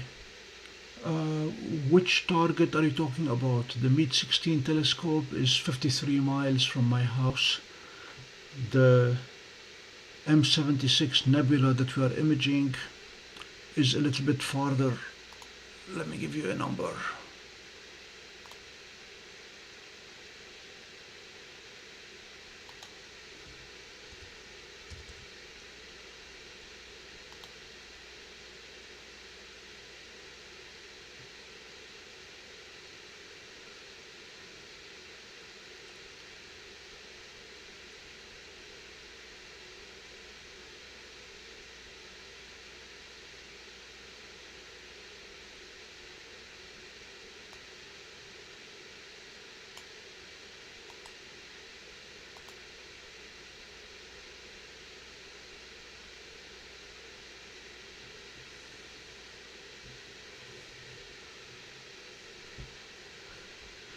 The nebula is not too far.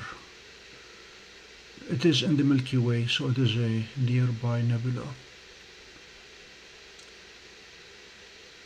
Torstenlof, the MOSFET transistor is very likely the culprit. Unfortunately for us, Mead has gone out of business.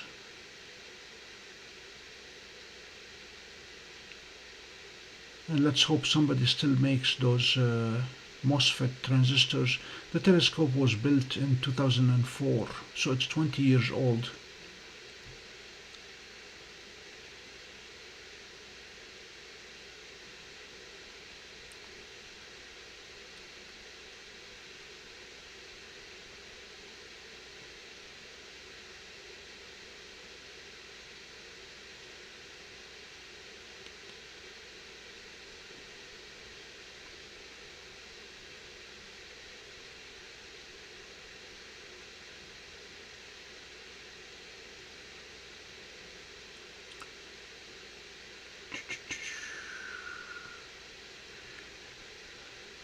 Let's see if NASA tells us if it is a remnant or what.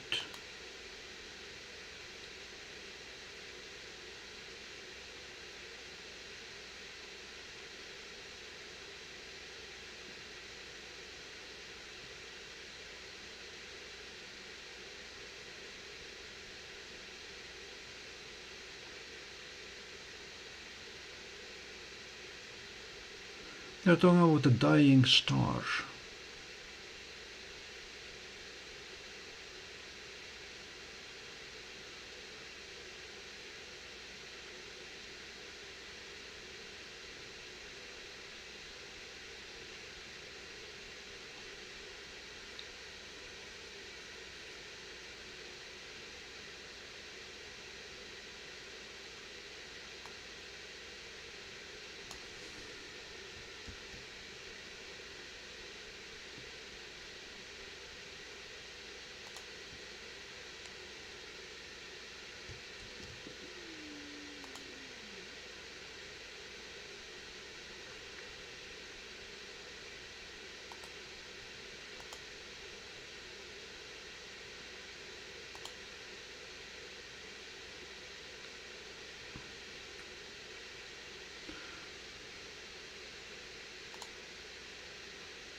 This is what it looks like to the Hubble telescope, which is slightly larger aperture than the dwarf. So we're not doing too bad with the dwarf.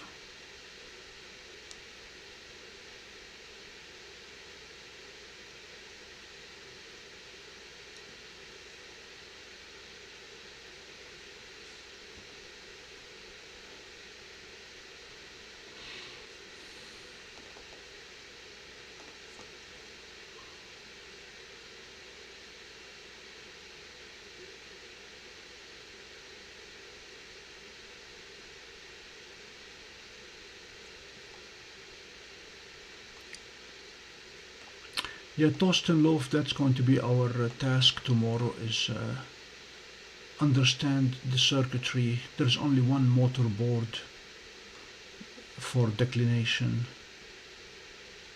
I don't know if it's a separate board for right ascension or not. The good news, for whatever it's worth, is the telescope is still tracking along right ascension. And we were able to use it during the lunar eclipse, the partial lunar eclipse, by moving it manually up and down and electronically right and left. By manually, I mean we literally unclutched it so we can move the telescope up and down without using any of the motors.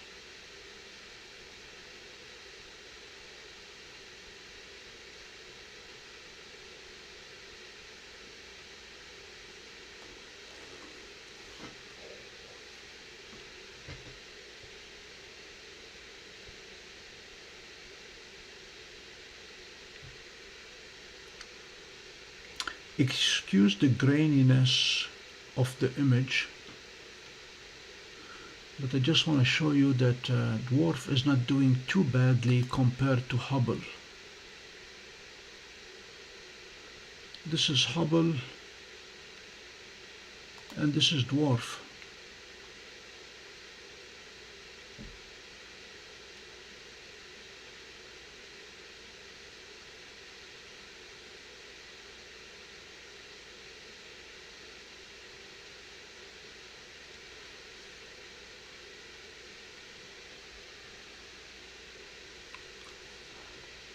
RJ, just like sound, if there is nothing to attenuate it, it'll go on forever.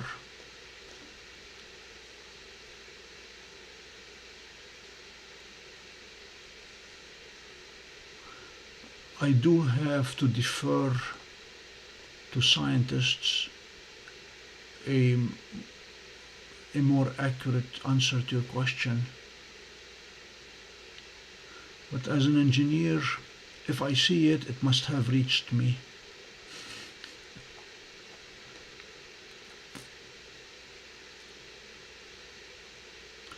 So by rotating the image just a little bit, I don't know if we can rotate it here.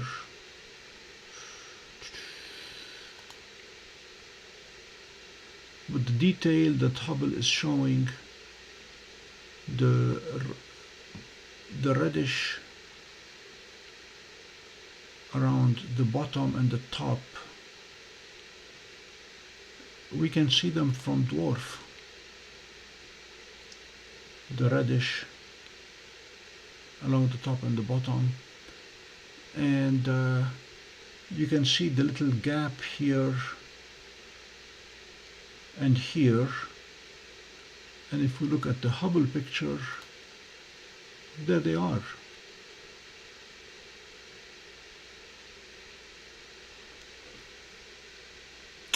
So I do not intend this comparison to be silliness, but I am really amazed that DWARF is able to get the detail.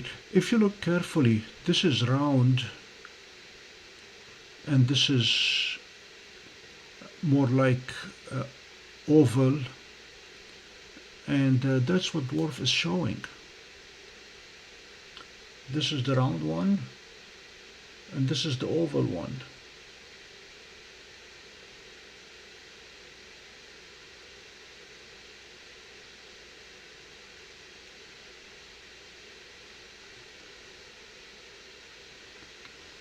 You can certainly post-process, but I think we're running out of pixels here for the size of Messier 76. It's only 1 arc minute in dimension.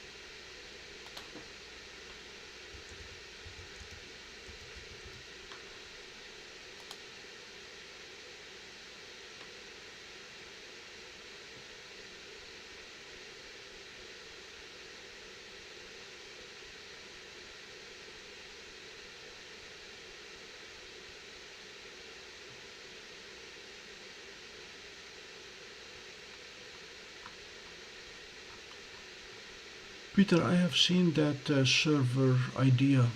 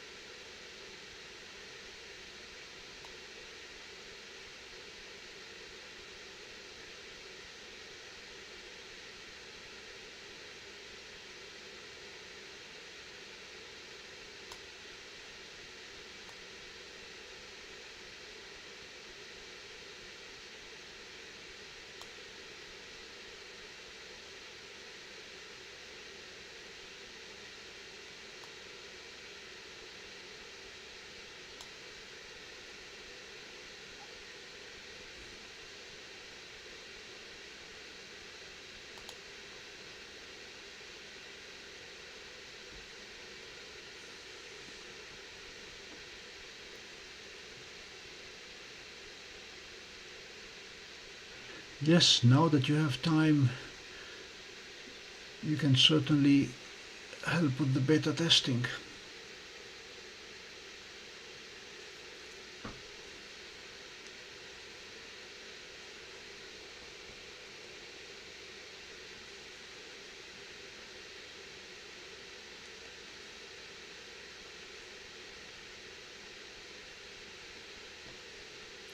Ladies and gentlemen,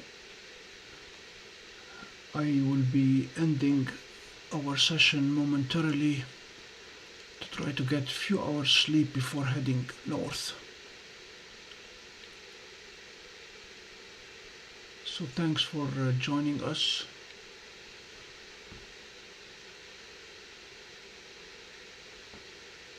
And if all goes as planned, I'm going to try to capture the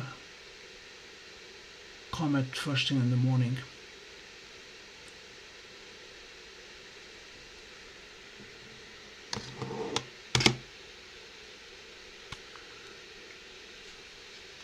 But for now, I'm going to try to get a couple hours sleep.